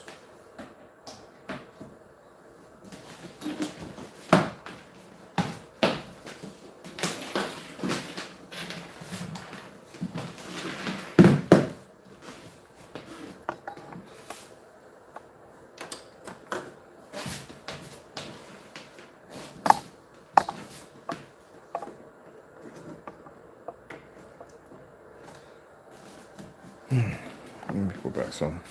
Go back some more.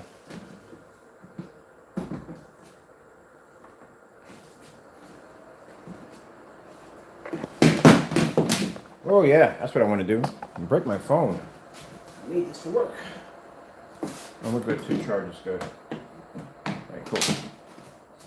Should do 4,000. I'm just going to overlap everything. The image should come a little bit.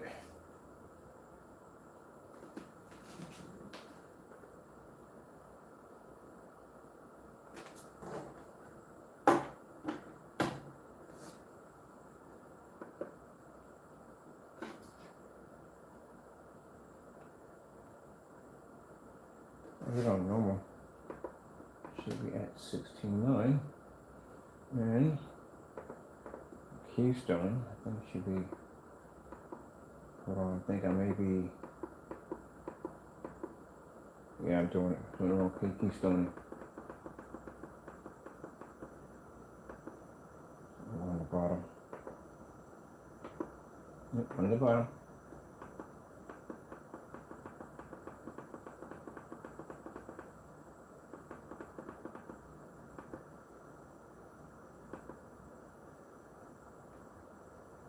Alright, I gotta find out how to mix this up a little bit. Come on now, be nice. Nice, be nice.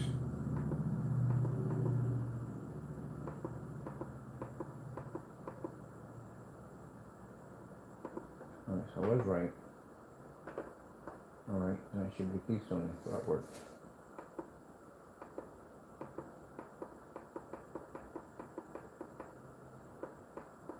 Alright, bring that way.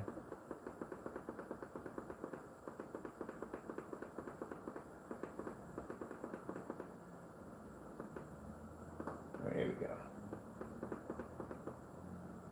That's better.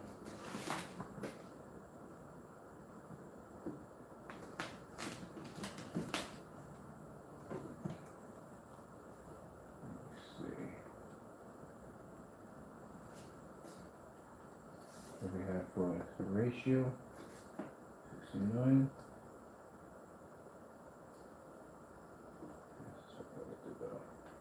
Alright, so it's going to overlap a little bit because this is a 92, so it doesn't make a difference. Better. Alright, so for those of you who are going to be asking what's in my settings, I will show you the inside settings of the projector, what it's set to, just to let you know. So you don't think I'm actually over maxing anything on the projector at all. So you're going to be quite surprised when you see my settings. This is on a 720p projector. 4,000 lumens. Price tag for the projector used on eBay is $100.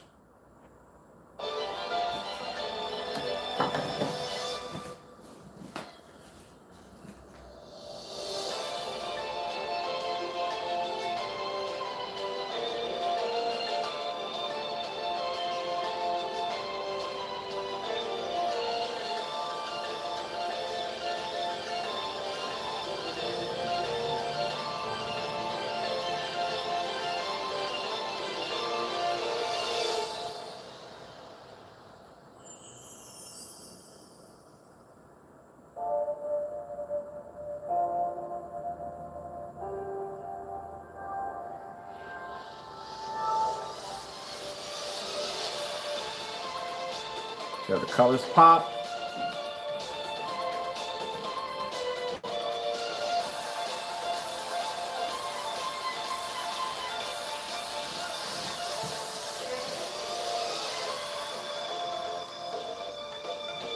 Now, we're going to do the color pattern again, but this time we're going to put all the screens up there because now we're using a 4,000 lumen projector or something with much more power.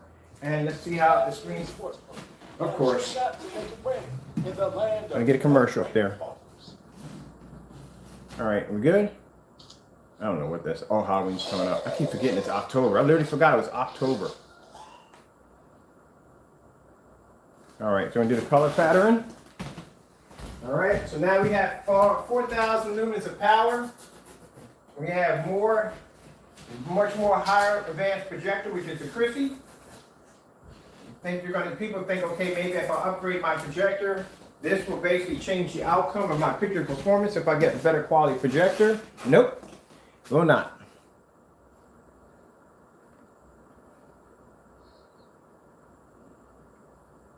So we went from a 1,000 lumen projector, very low end, SVGA 600 by 800 res, at 1,000 lumens, an old projector, to a Christie projector. And these projectors, keep in mind, brand new, they're still $6 grand.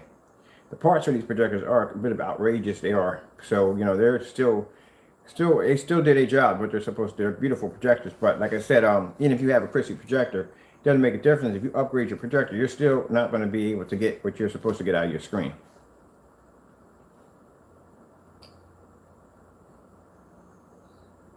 And somebody once saying, well, it's the way you have your screen position, and that's the reason why the screen's not working well. That's a $5,000 projection screen. Are you freaking kidding me? You mean to tell me if I can't get a $5,000 projection screen, I can't set my projector anywhere I want in that environment? I can't walk around that environment, and that screen is still not going to pick up, but yet somebody can do it on $89? Are you kidding me? It has nothing to do with positioning the projector or aligning the projector, because if I have to go through all that nonsense, that might have shined it on the white wall. I got to calibrate my projector. I got to position and align my projector, go through all that. No, I ain't got time for that. And the average Joe doesn't have time for that. Average Joe wants to paint the screen, turn on projector, and watch a movie or a TV show. And since most people now are using these now instead of TVs, because TVs have gotten insanely expensive, they're going to be using these in fully lit environments, not in dark environments. That's why I said when people do demonstrations, when they do that ambient light controlled environment, that's a controlled environment, which means if you stick that screen in your environment is not a controlled environment. It's not set up in that atmosphere and where they had that screen at, so it's going to react differently. Same thing if someone's doing demonstrations, the majority of demonstrations are done in the dark. You can't see the corners of the walls. It's nice and dark in there. And the only time they do show any form of ambient light is when they add ambient light to the environment. Like, look, we got light here, and light here, here, here, and this is how it reacts. That's not your everyday lighting. This is my everyday lighting. In this house, it's my everyday lighting. Every video you watch me do in this video, this is my everyday lighting. There's nothing changed in it. This is why we do the ambient light rejection test outside. Because there's no walls, there's nothing protecting the screen whatsoever. It's just sitting out there and all elements hitting the daylight side of it. And then we use a low-grade projector. Then we use a high-power projector. Then that means if you don't have the same high-power projector that I have, your screen's going to fail on your environment. So we use a dinky, cheap projector, which is the projector we have down there, knowing that anything you have is got to be better than that. So if that screen pulls that image outside, in here, cakewalk. And if you were to use it with a projector such as this is just a 720p. That's it. It's going to look insane. Imagine if you upgraded to like 10 or anything you upgraded to, it's still going to look insane. If you get a cheaper projector, it's still going to look amazing. You're not going to be stuck in that category of saying, oh, if you don't have that particular projector, you can't get that image to look just right. No, I can use that projector and get almost the same good image that you're getting. And spend a lot of money. That's how you even the playing field. Sooner or later, they're going to send me an email. I know it's coming. And you can't do anything. Think about it. It's just a side-by-side demonstration. It is what it is. I'm going to do this in court. We can do it in court. I got no problem with that. You know what I mean? I already had one company come at me. And they didn't like it too much at all. I mean, they know who they are if they're watching. You know who you are if you're watching.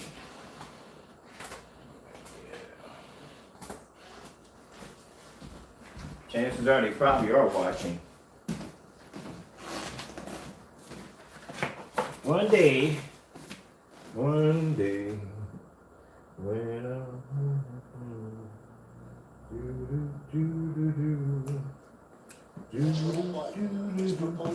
I love Frank Sinatra.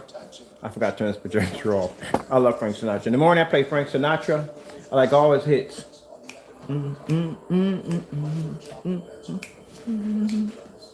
Right now, I'm working on the cabinet. That's the front part of the cabinet for the arcade stick, so I'm measuring that all out. Here we go.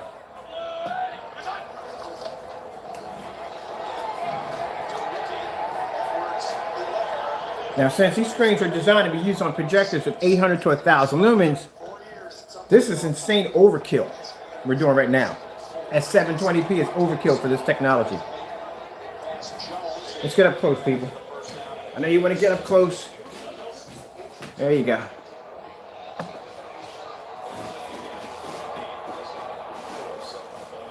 I'll leave you there. I'll put you up nice and close. I just want to show you the distance from where the projector was sitting, but I'll put you up close. There you go. Oh, wait, hold on. Let's show you the angle gain right over it against the wall. That's cool. $89. You can paint whatever you want. If you want the black technologies, we call these like the OLED-like projection screens right here. That's $160. Actually, no. It's 130. It's 135. So you would need 2 quarts. It's about 187. So consider 187 compared to $5 grand, and you're getting a jet black screen.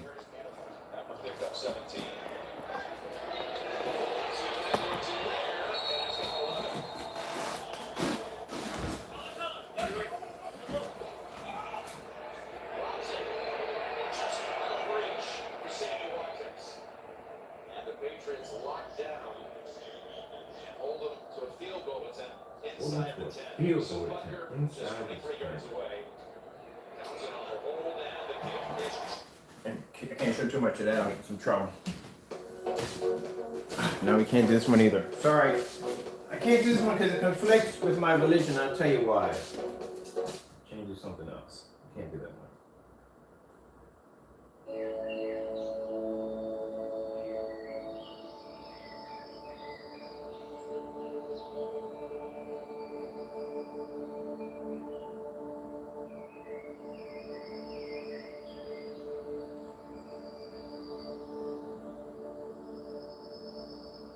So, let me see if this one works.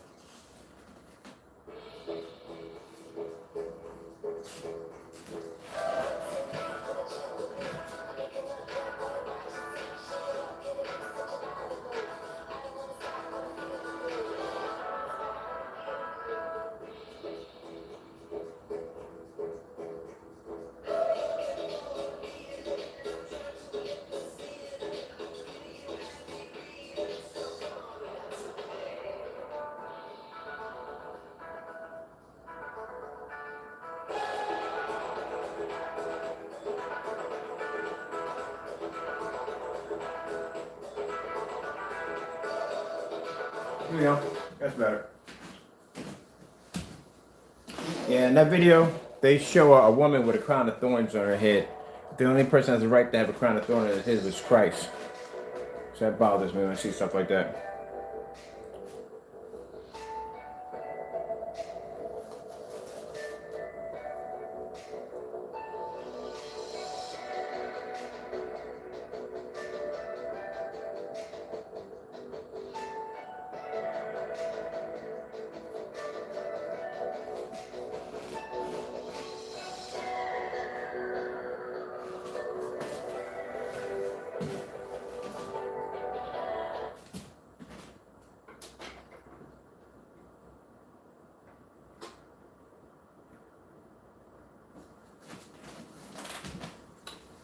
Just pushing the projector over, so using lens shifter to show you. If you take that projector and you hit that with a white wall, what you're going to get, your image is going to wash out. Because, like I said, you can't pick up color. Now watch this. What did I do with them that fast? This is me moving stuff again.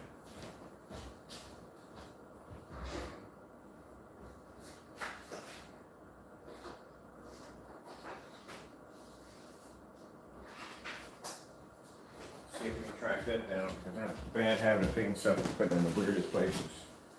One.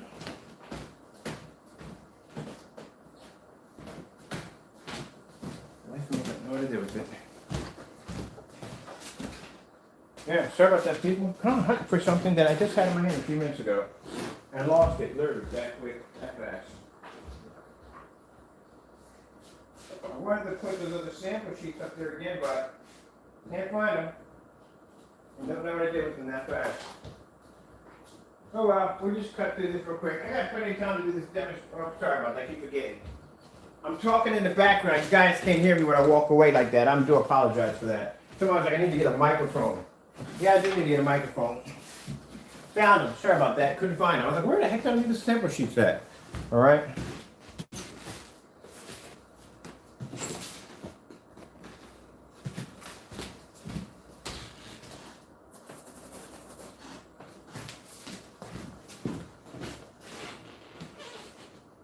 Yep. I told you when I showed you that's why I was showing you the reds and the blues and the greens. Solid straight colors first, so you can see exactly what your projector sees. When it shows red, when it shows green, when it shows blue, that's actually what it's seeing when it hits the screen. So it's not actually picking up a color. The image is too faded, too washed out. You're just not going to see it. There's full contrast. That's why the contrast is important. Even with a great technology, it can pulls a higher, brighter color because it can produce contrast darker than any other gray screen. The Darkstar 9 should do fairly well, because the Darkstar 9 is a very dark screen.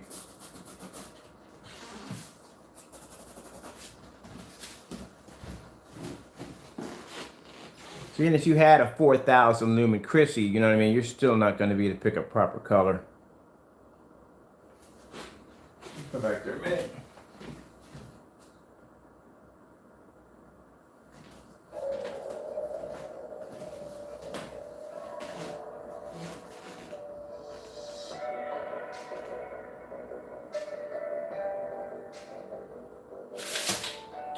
All right, that one called to quit. Like, no, not today, not again. You know what's even more shocking? Even more shocking. Even my friend, when I told him this, he was like, don't ever speak to me ever again. I have never played God of War. Yeah, somebody just left the room like, what? How dare you? I'm gonna play. Let me get around to it. All right, I gotta download all the series. Let me get around to it. I actually played a couple of samples of it. It's actually really freaking good. You know what I mean?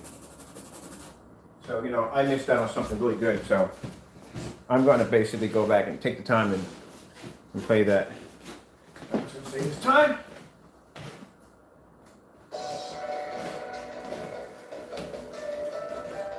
Now, one of the things these screens, I'm about to say, I just froze there for a minute.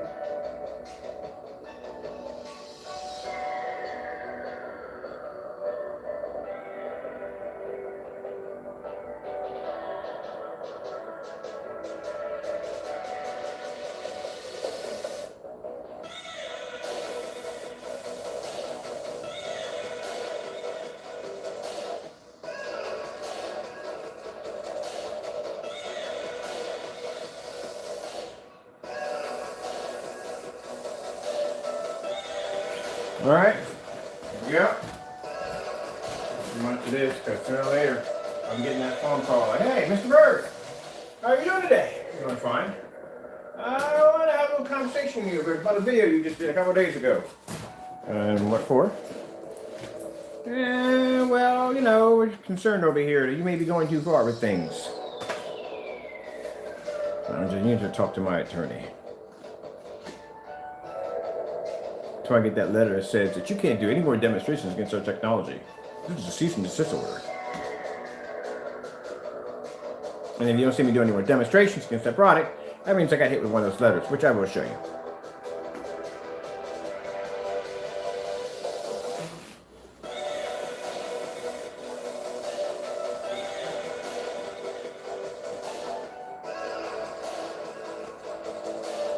No, but this is doing all the colors.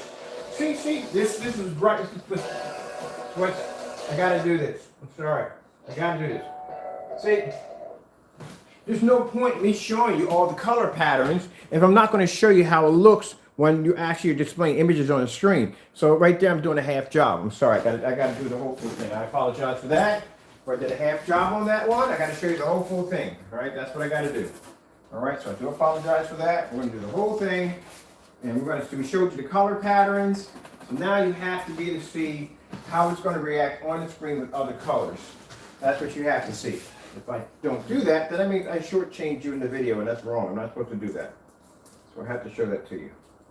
It's not, keep in mind, you know, for some of you thinking like you don't have to, but yet in the back of my head, it bugs the daylights out of me. Like it drives me crazy because I'll sit there and go, I have to do that, See, I can't cut corners because the way I was raised military. You do the job 100% and you don't do it at all, period. That's the way I was raised. So it bugs me. If I don't do something correctly, it drives me crazy. So I got to come back and different tape for this. So we have to do the whole thing. There's no point in me basically showing you. I did it again. Sorry about that. Walk away. Yeah. That'll bug me. That will bug me. I have to do it just to see this. But I just showed you all the different colors. What's the point of showing you different color patterns if I'm not going to sit there and show you how it's going to react when you watch certain when you watch displays and stuff? I got to show you the whole thing. Sorry if I just rewind that. Just got to show you the whole thing. That's going to bug me.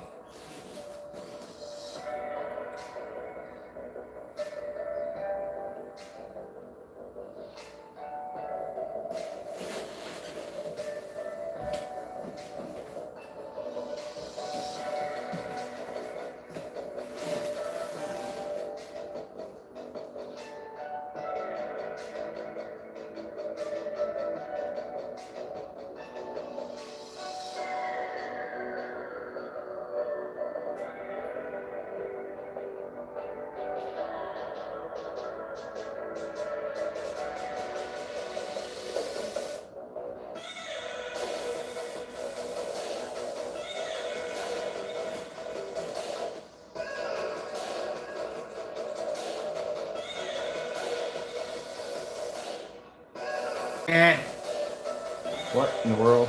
Hold on for a minute, I got it.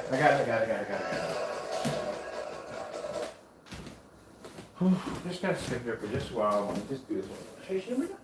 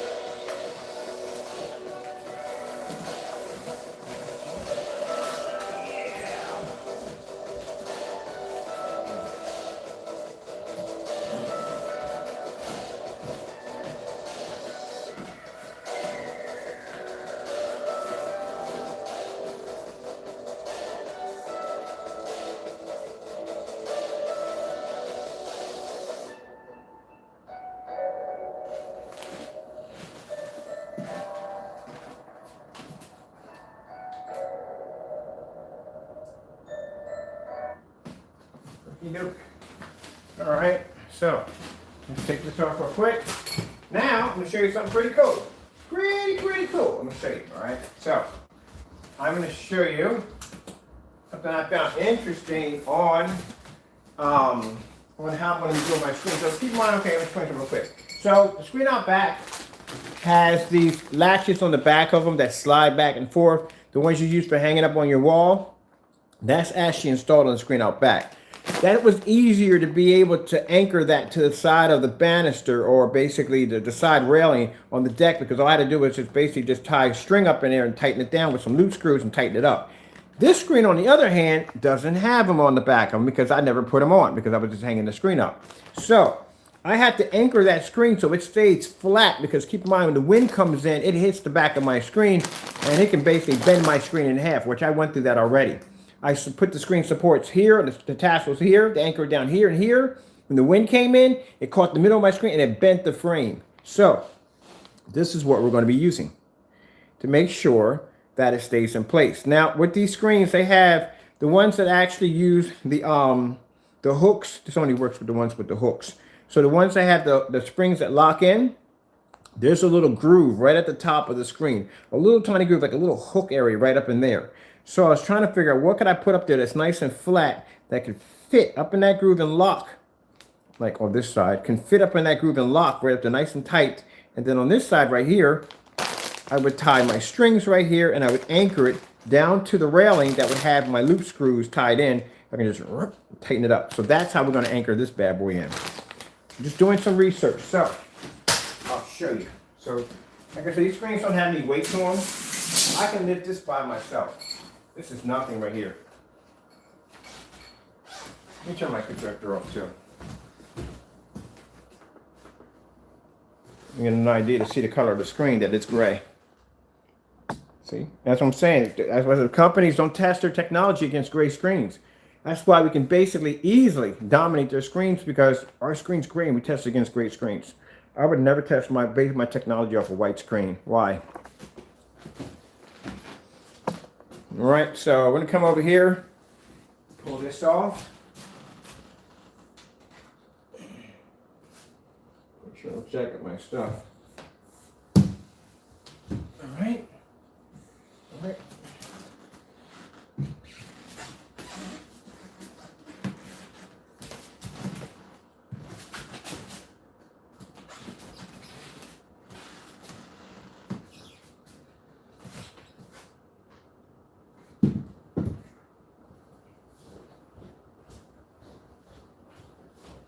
Well, that is 2 ways of getting into the freaking theater room. All right, so in your screen, these right here, these particular ones, well, this one has it too. There's a hook right up in there, like a little groove, right? So all I have to do is put up in that little groove and it stays just like so. And then what I'll do is I'll tie the string here and then bring it down and anchor it to the base of the banister or the rail of my deck, and that'll allow me to bring the screen in tight into the deck and without the wind hitting it and buckling it. But yeah, I had a windstorm come in, even with the sidebar in the middle, it was able to bend the frame in half. So I learned to basically put a piece, I'm gonna tie a piece around this and bring it right down to tie it down. You want to support it in the middle. Don't think because it's aluminum frame that, you know, wind can't, if you can't get wind, if wind can't travel, get behind the screen, then you're good. But where mine sits, wind can hit behind the back of the screen. Now I'm going to have to figure out exactly where I'm going to get a surface big enough to cover this, because people see my screens outside and say, well, Ken, I thought your stuff was weatherproof. Why is your screen covered? We have large birds up here, and large birds, for some reason, they don't hit anything else on my deck. They don't hit the barbecue grill, the furniture, nothing. For some reason, when it comes to that screen over there, they love to hit the side of that screen. So that's the story right there on why that's covered up. All right, so I'll show you what's going on upstairs real quick. The progress in the gaming room. Get to assemble all this stuff right here. Added some new lights. And actually, I'm going to show you the link. I'm going to put the link in this video where to get this projector from. Now, this one right here is good, but it's not better than this one. But this projector right here is better than all of them, and it was cheaper. This one right here cost me $100. This one here cost me, these are the light projectors that project on the ceiling. This one cost me $65. This one cost me $39. So let me see if I have enough darkness in here to fire this thing up. This thing is freaking amazing. I want another one. I definitely want another one. So let me see. Oh, I forgot. It's remote control too.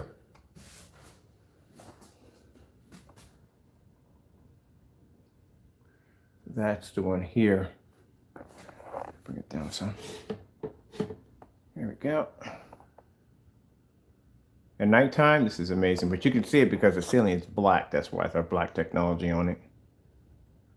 And then with the other one, once I turn that one on, brings in that. Mind you, I told you if you overlap your projectors, it gives you like a little hologram effect. So that's that projector on and that projector on, and it gives you like a kind of a hologram effect.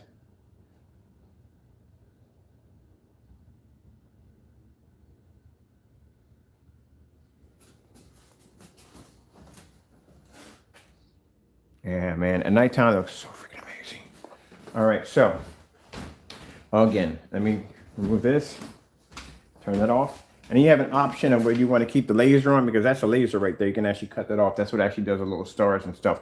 Don't worry about it hitting your screen, because once your projector turns on, all it disappears. Turn this one off. There we go. Let's turn it off. All right, so we're going to pop upstairs. I didn't have enough lights to finish my staircase, which, that's an interesting theory. Where the heck are there freaking lights to the staircase? I must have everything in one spot so I can get my hands on it. It's a worst habit of mine. Those lights right there, if you lose them, the remote control, you're going to have to get all new lights because they all don't sync together. Story of my life, man. Always doing stuff. All right, these are here. These are here. I mean, chances are I took it upstairs with me. You know what I mean? In the kitchen. All right, nope, not the kitchen. So you took them with you somewhere.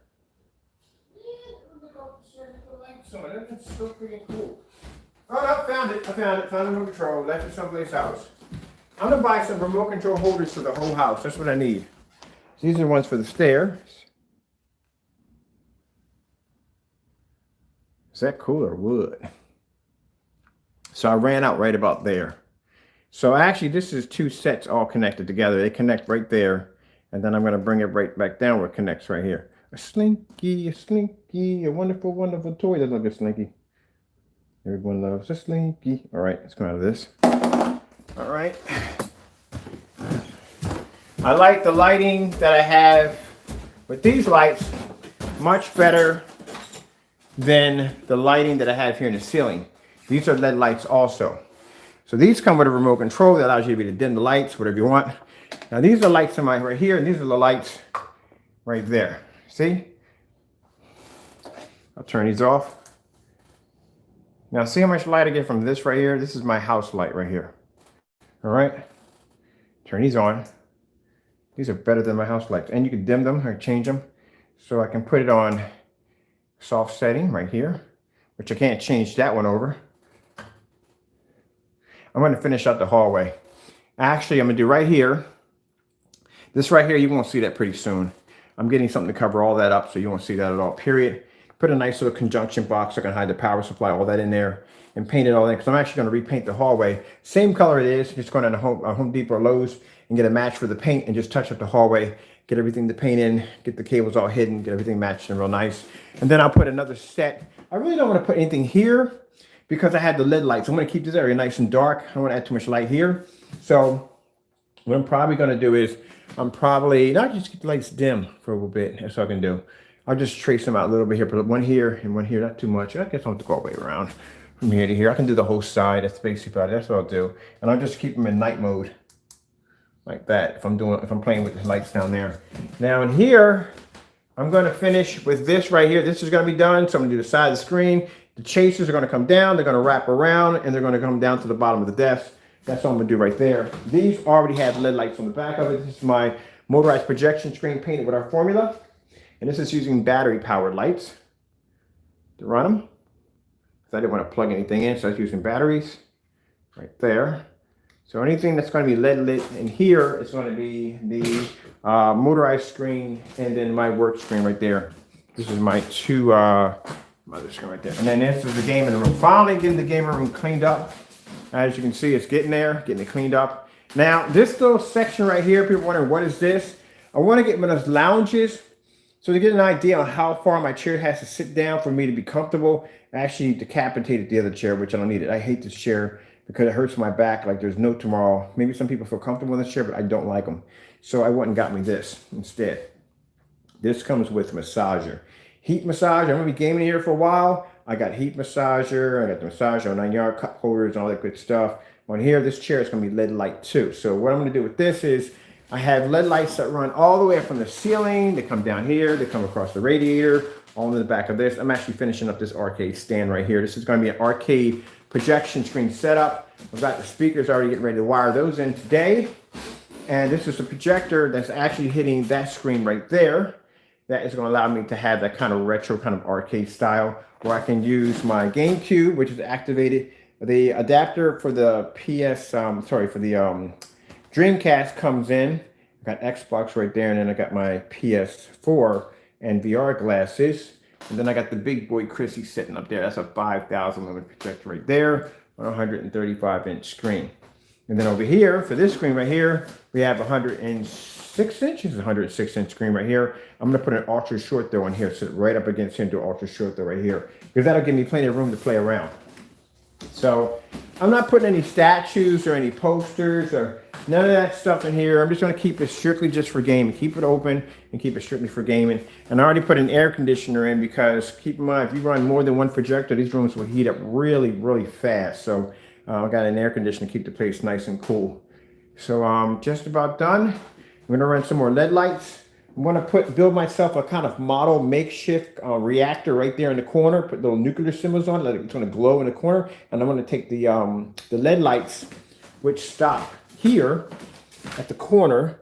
We're going to bring them back up, bring it up, trace it into here, back it into the screen, back it back down, bring it over to here, and then we're going to run it into that little power converter I'm going to have charged up here. Then I'm going to run a zigzag line right across here.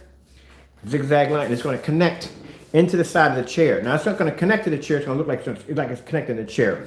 The chair LED lights are all battery powered. So it's like the chair is actually generating all the lights in its environment, which is going to be pretty cool. Now the ones I have on the ceiling, these are battery powered. I'll turn these on for a minute. Let me turn this off. We don't need that on. These are battery powered right here. So you can run battery powered LED lights through your setup if you want. That's when we run it through here because the chair has to be to move wire free, which unfortunately is a cord in the back of it for the massager. Which I was on this thing last night. I'm curious real quick. We'll set you guys up right here for a minute. I'm curious if the network is back up because for some reason you can't get on the network. For some reason the PS4 network is down. Like I had a lot of people coming. They couldn't sign in last night.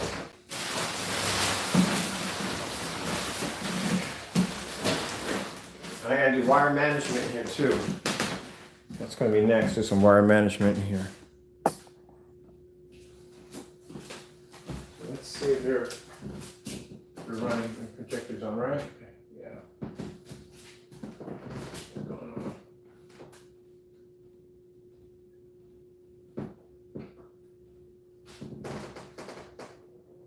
All right. This is the 505 projector that I had a really hard time getting in here because the first merchant burnt me. Basically showed me a projector that was broken. And I was blessed to be able to come and get the other one. Oh yeah, this chair's gonna be fantastic. Where's the massager in this thing? Massager. What's the massager? There we go.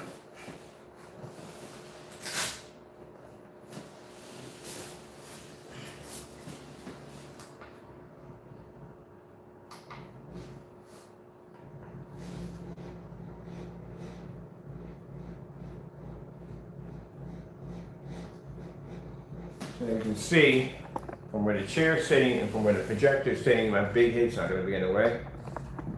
Right now, I'm sitting in the chair. See? And the service has been down. I don't know what's going on, but you can't log into PlayStation. I don't know if it's just me or anybody else, but I haven't been able to log in. Which is kind of messed up because I went through all this just to get the chair so I can finally come upstairs and game, and their server is down. So I don't know if anybody else is having this problem, but I can't get in. So I'm gonna see if I can basically. Oh shoot, we don't want to do that too much. This side. Oh, I love that chair.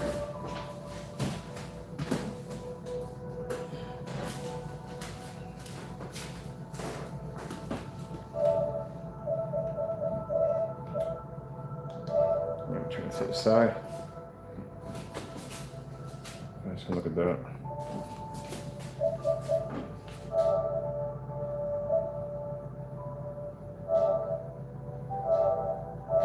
Yeah, I run everything off Wi-Fi. It's not my Wi-Fi. I just paid an extra $200 just to run an extra gig on my Wi-Fi to advance my speed. It's not that.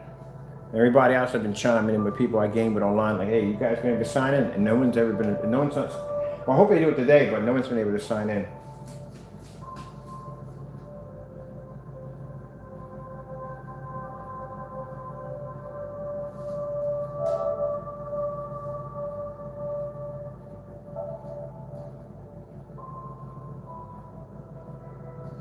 Man, this is freaking messed up. Yep. There's no point in checking the rest of it. I don't know if anybody else is going through the same problem, but I already went online and checked. They have an outage. They have a mass outage. Well, because everybody be playing offline today. Everybody's gonna be playing offline today. Oh well, that's the way it is. That's what it is.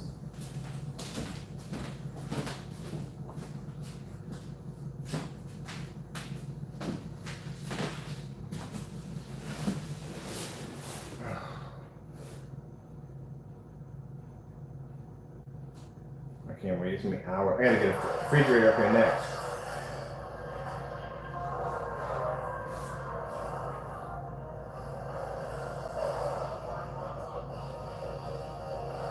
Wait a minute. What control is this?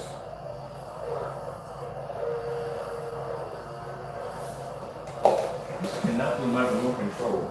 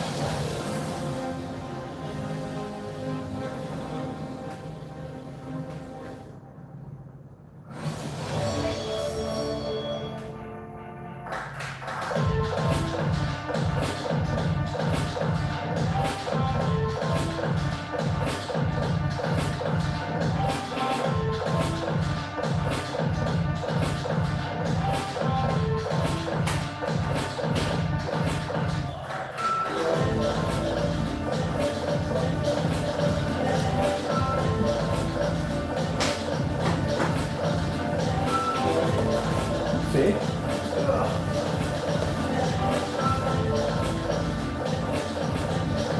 No choice but to play offline.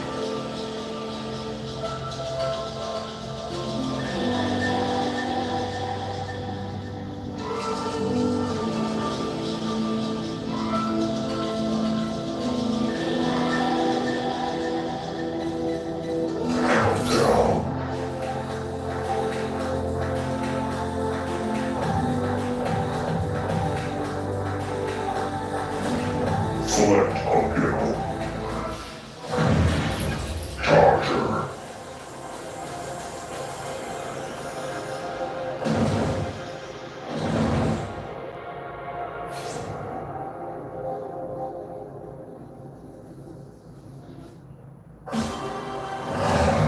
Drive through gates to earn time for your team.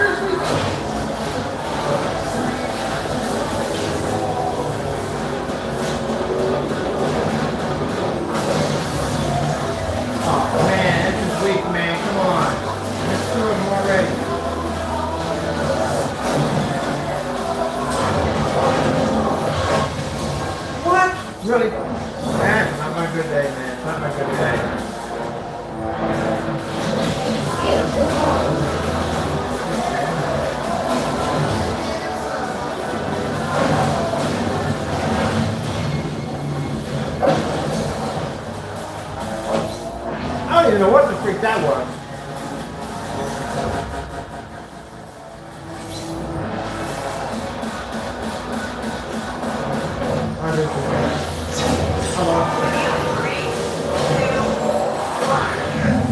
Yeah, of course, yeah, I know. That's a bad run. That's a really bad run.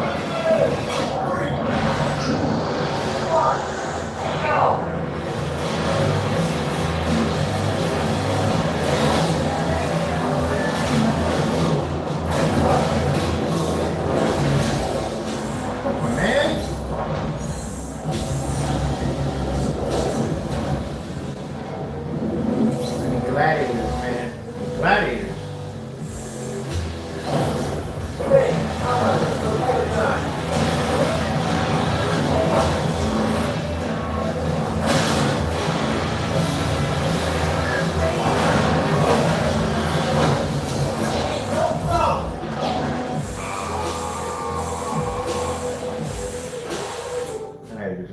We got no online service, man. What the heck? Come on, freaking. They gotta get this together, man. This is bull, man. I can't play none of my freaking games. I can play some of them. Half my games are online. No World War Z day. I ain't talking about that. Well, I can't play any games anyway. I gotta work. But still.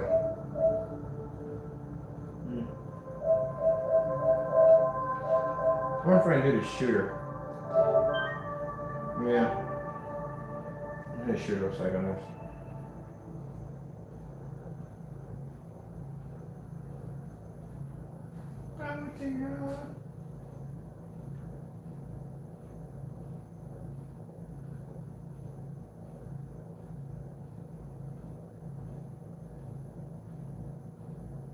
Digital reality. Chopper guys.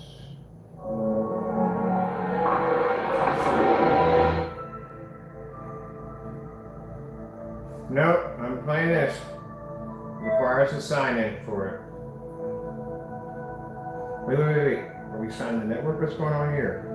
I wonder if I had people something going on with this. I don't know what the heck this is. Terms and services. Yeah, accept. Heck yeah. We fix this mess?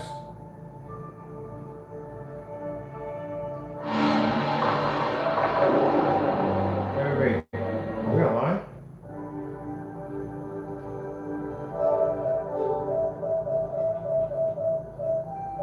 Oh, heck yeah. I think they fixed it. Yep, they fixed it.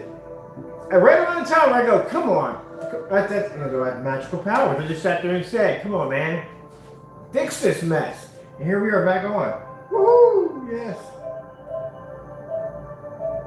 What game is this they're playing? Oh, World War Z. That's the game I'm playing right now, World War Z. Yeah, that's what I'm talking about.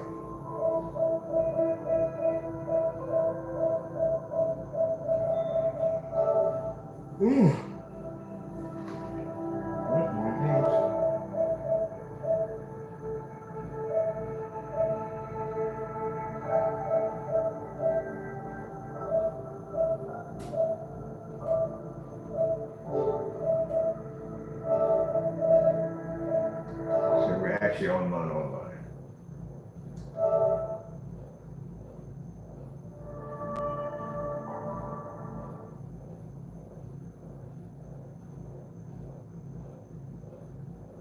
Yeah, they got it fixed. Thank goodness, man. That was like bad.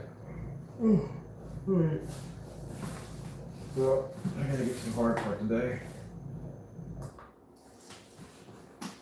Yep, we're online. Oh, that's good. Thank you. All right, people. I have to process more orders for the day. Those of you who haven't received any tracking numbers for us, you'll be receiving tracker numbers shortly, okay? So you'll be good to go. I had to get ready to move the big screen outside and get that thing mounted and get things ready for Friday, because Friday's going to be a pretty hectic day. We got all these orders we got to take out the door, which is good because all the orders will be done by the day. Everybody else will be receiving the rest of the tracking numbers, so the driver will be down to pick all those orders up.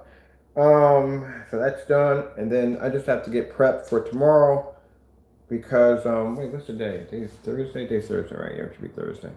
Yeah, because tomorrow I think I should have the 138-inch 235.1 coming in. and also to have another ViewSonic projector coming in that will allow me to give me the 235.1. And that's a the short throw 720p WXGA projector. Yeah, that should be coming in pretty quick tomorrow. So I'll be good to go.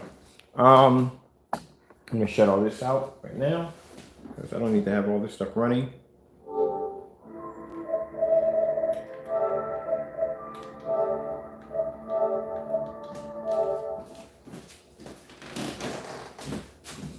So tomorrow, oh, I forgot to get the frog tape. Yeah, by frog tape. I need frog tape to be a cover. No. I'm just going to basically just get it from someplace else. I'll have Ada pick it up for me. My friend Ada should pick it up for me. All right, let me get these lights out. Lights, and I got to darken my curtains because I'm not darken them per se, but when I'm in here gaming at night, I got to cover my curtains because, like I said, neighbors next door have been coming outside and sitting on their freaking porch, like a bunch of them. So chances are they can probably see this is what's going on in here. Which I don't mind, but they're a bit nosy. I should get some curtains to say out front, mind your own freaking business. Mind your own freaking, some shades I can put on it that says mind your freaking business. Yeah, they're always nosy. They're always asking like, what are you doing today? What are you building today? I'm building a discotheque sewing room. All right, so everything's down in here. And we knock out the LED lights. Yeah, but those LED lights in there for the hallway, I like those much better. Much better. So I got them all marked so I know which one's which. Sloppy handwriting.